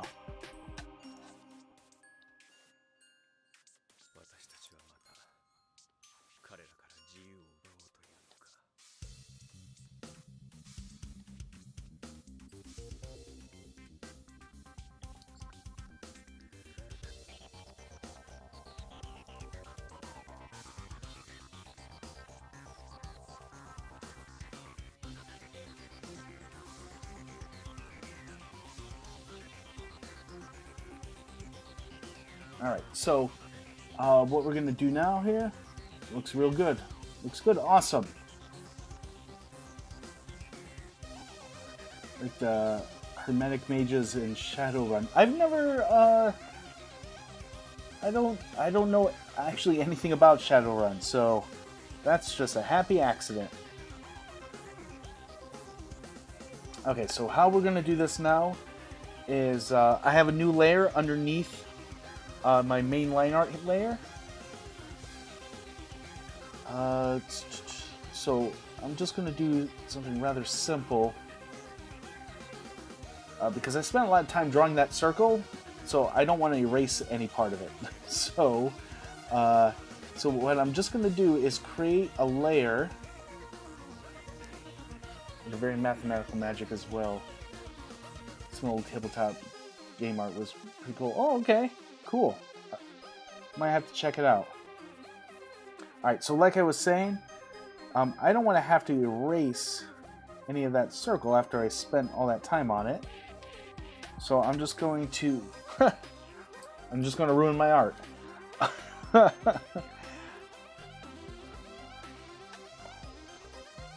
So I'm just going to create a layer of white underneath this.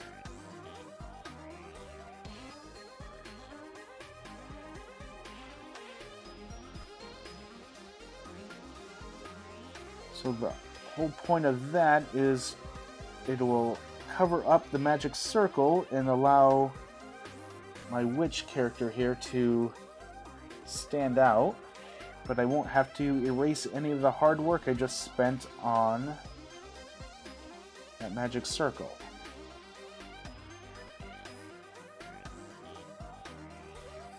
You know, if I had more time, I might research some like alchemy circles or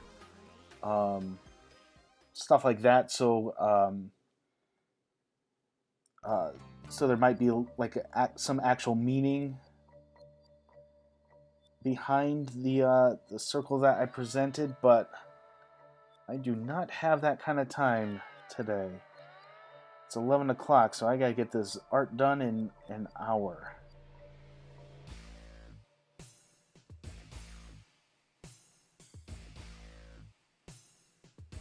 So we're just gonna have to mimic the look of a magic circle,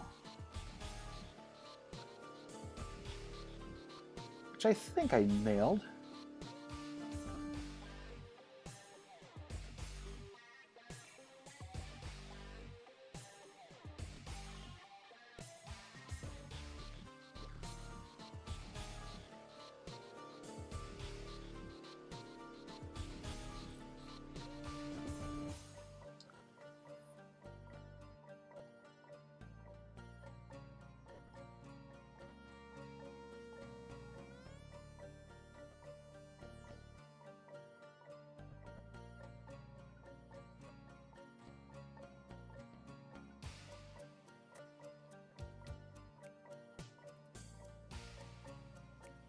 Alright, so I'm sure I missed some spots. Let's turn the magic circle back on and see where I missed. Mostly in her hair. Okay, no big.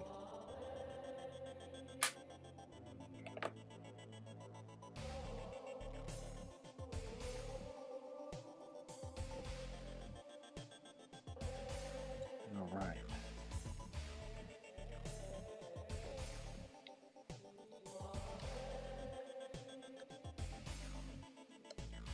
So I think, just to save myself a little bit of a headache, just gonna go in manually here, just hit where I'm missing some white.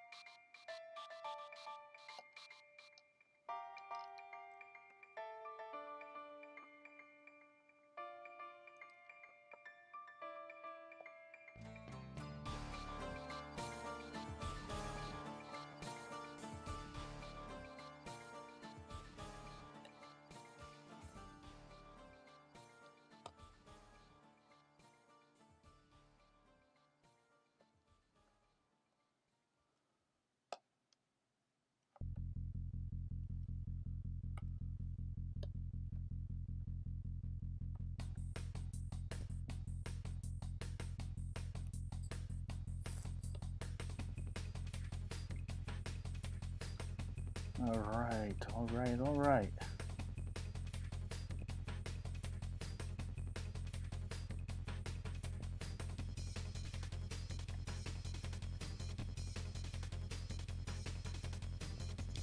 Alright. Did I miss anything?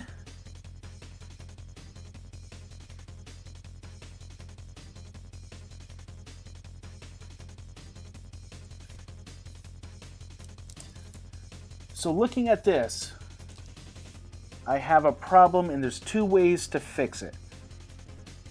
She is very black and white, and the magical circle behind her is very stark black and white, and so they're kind of fighting each other. So there's two ways to handle this. The first way to handle it is I can lighten up the circle. If I make it a lighter gray, it gets pushed to the background, she's going to stand out from it. The other way we can handle it is I can give her some gray tones, and those gray tones will help her pop out from the stark black and white background. I'm curious if you guys have any thoughts on the matter. What do you think? Gray tones on the witch, or turn the magic circle to gray?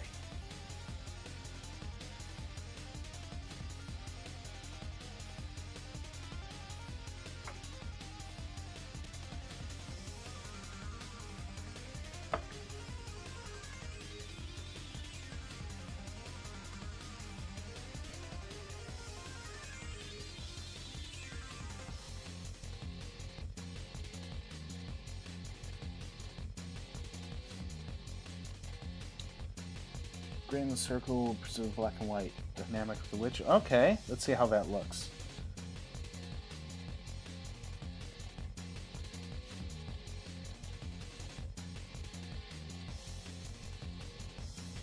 Lowered that to maybe a 50% opacity. Gray circle. All right. So we got 2 for gray circle. It's looking pretty. 50% I don't think is enough. Let's bring it down to 25.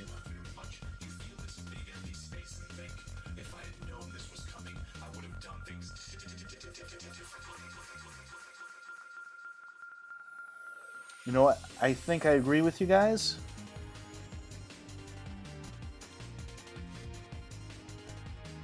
I think that works.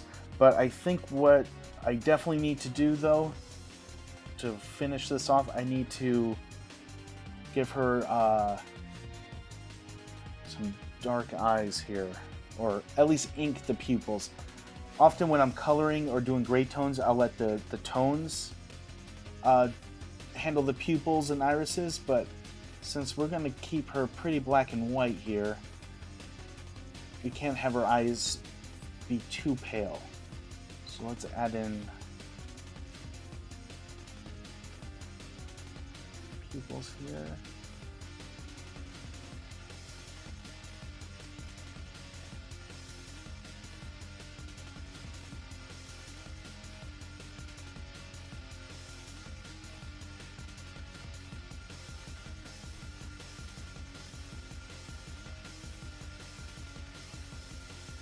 I always hate adding the pupils, whether it's color or inking, because I always end up making them look cross-eyed off the bat.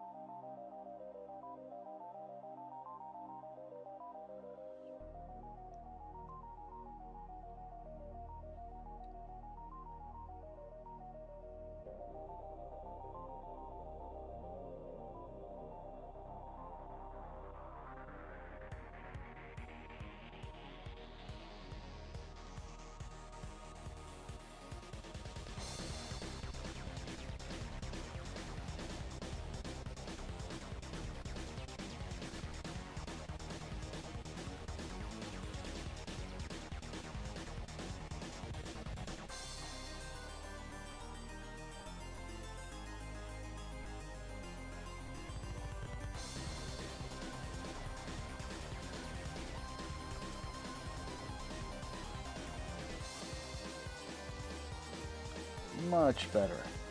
Though I kind of want to make her eyeline just a little thicker.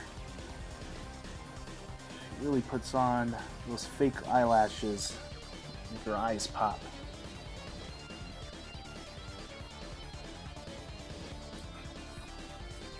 She probably doesn't put on fake eyelashes. She probably uses a magic spell to make her eyelashes grow.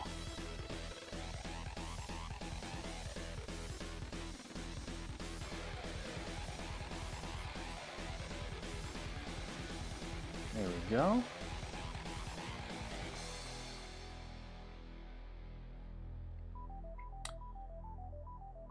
So if we're going to keep this black and white, I think this is pretty much done. What do you guys think?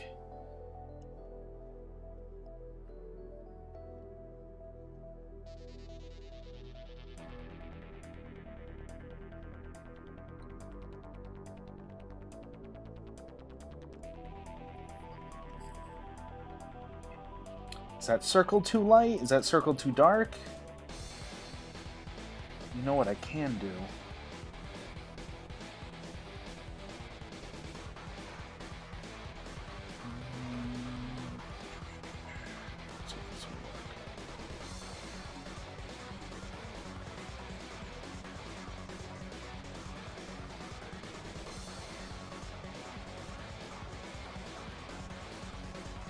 Doesn't hurt. I don't know if you guys can tell what I did. I went on the white layer, and I kind of created in the layer properties. I created a white outline. So if we zoom way in here, you can see there's this white gap there, and that's just from the outline, or from the white layer creating a white outline to kind of break up the magic circle a little bit around her, to kind of help her stand out a little bit from that circle.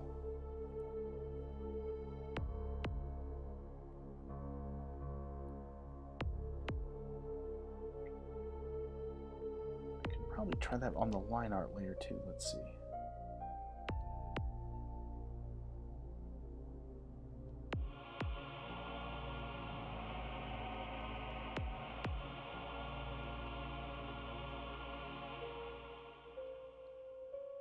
Yeah, that doesn't look bad.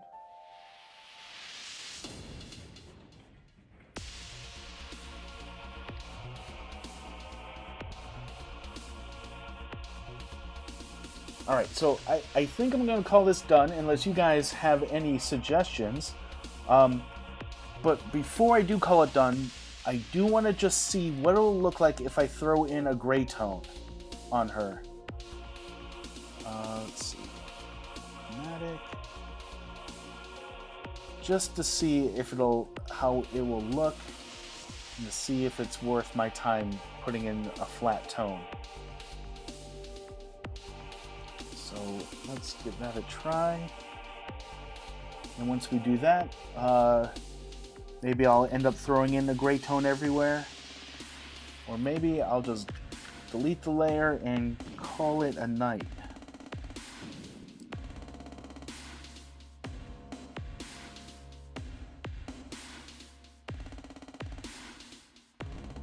Alright, so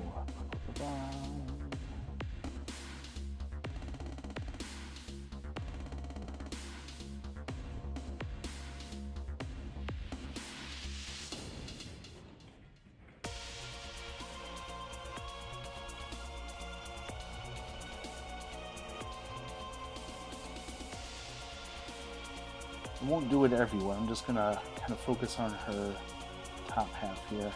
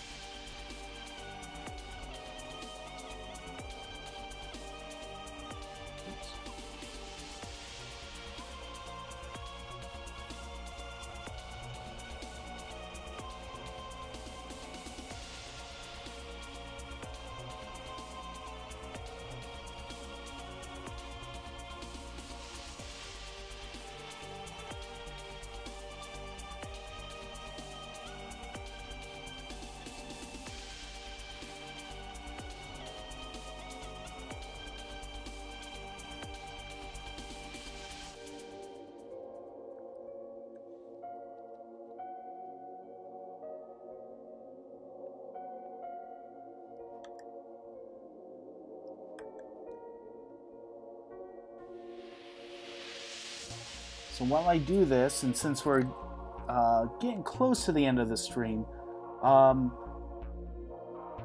curious, what would you guys want me to cover in next week's tutorial? Obviously today wasn't a tutorial because I had to finish this piece before the deadline. But next week, unless something crazy happens, I should be doing a tutorial. So what kind of thing would you want me to cover in next week's tutorial?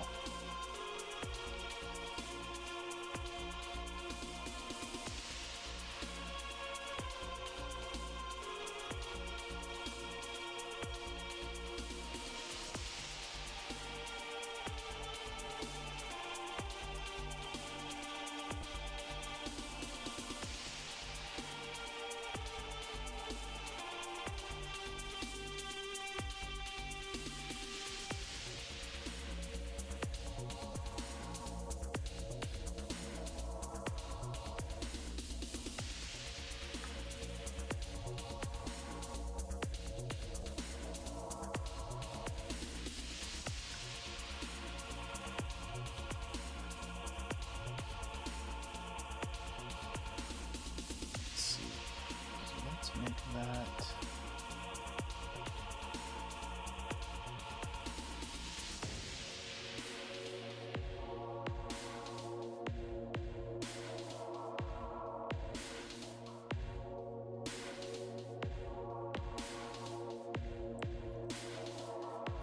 Tips for laying out interesting poses. Sometimes there are tricky angles. I'd be interested to hear your thoughts about laying it out. Okay. All right.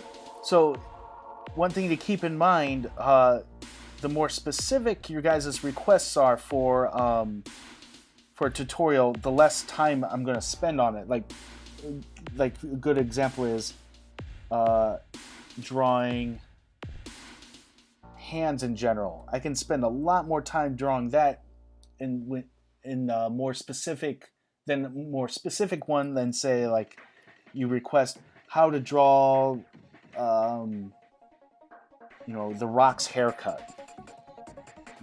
That's very specific. And even though I used a bad example, The Rock doesn't really have a haircut, something very specific I won't spend there won't be enough to spend a long time on. So just keep that in mind. That doing action poses or interesting poses is something we can definitely talk about.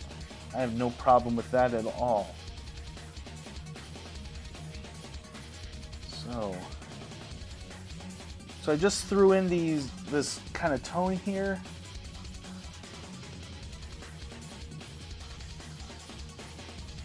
What do you guys think? Does it work? Should I keep it just plain old black and white? I guess we'll just zoom in on the top half since that's what I toned.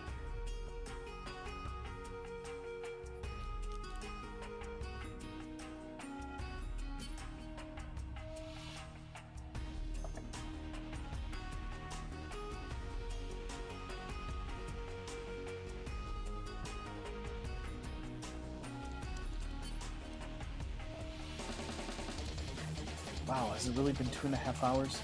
Crazy. Time flies when you're having fun. Zoom out to see it as a whole. Yeah, zooming out might not give a good impression since I didn't tone the whole thing. That's the zoomed out there.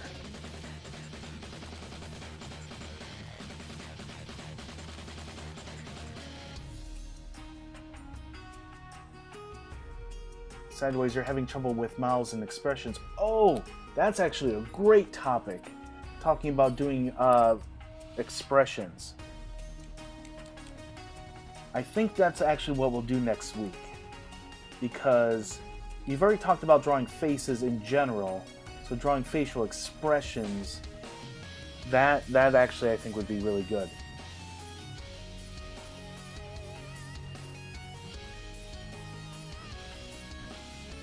All right, cool. Well, I'll tell you what, guys. I I've been doing this for about 2.5 hours, a little bit past. So at the very least, I need to take a short break. So I think I'm going to call this stream done for tonight. And I'm going to take a short break and then finish this piece and get it off to the patrons before midnight. So I want to thank everyone who's come by and watched the stream. I want to thank my new followers that helped me push me over to the 50 subscribers, or not subscribers, the 50 followers I need to qualify to be an affiliate. That means a lot to me. I hope you guys enjoyed my artwork. My next stream is going to be Thursday in the afternoon. I'll probably be streaming for a few hours, probably starting around 2-ish, 2 until I don't feel like streaming anymore, or until I get hungry and I have to make dinner. There won't be a Saturday stream this week. Saturday I'm going to be at the Final Dungeon for Free Comic Book Day. I'll be doing comic signings. I'll be selling my comics, be doing sketches for everyone. If you're in the North Metro Atlanta area, come by and say hello. And if you're not in the North Atlanta area, go find a comic book shop near you and go get some free comics. Saturday's Free Comic Book Day. So yeah, no stream on Saturday because I'm going to be at the con all day, or at the Free Comic Book Day all day. So, and then after that will be next Tutorial Tuesday. So, again, thank you everyone. One of these days I'm going to get good at closing these out so I'm not a mumbling mess. If you like my art and you want to help support me, give me a follow. I also have Patreon, PayPal, Coffee, all those ways you can support me. Oh, and if you like my comics, go to shadowsofoblivion.com. The new page is already up, so you can check that out. And I think that's it. So, thank you everyone. Yeah, have a great night. Have a great night. Let me switch our screen over here so I can read the names of my awesome patrons that allow me to continue to do artwork. So big thanks to Angers McBeard, Anthony Dosimo, Brian Gilbert, Brooke Clayton, Charles Pinn, DevDuck01, Elizabeth, Lawrence Winston, Lily Avonlea, Matt Powell, MC McClure, Quickseals. Every day I do this, I say, I'm going to ask you how to say your name, and I still haven't done it yet, so maybe this week I'll ask how to pronounce that properly. Seth Talley, Shadowmacer66, Taylor Wanesti, Taylor T. Timonin, and Zerial. Thank you guys so much for your support. If you guys want to join them, and if you want to get the high-res version of the witch that I drew tonight, become a patron. And I'll see you guys Thursday. Have a great night, everyone.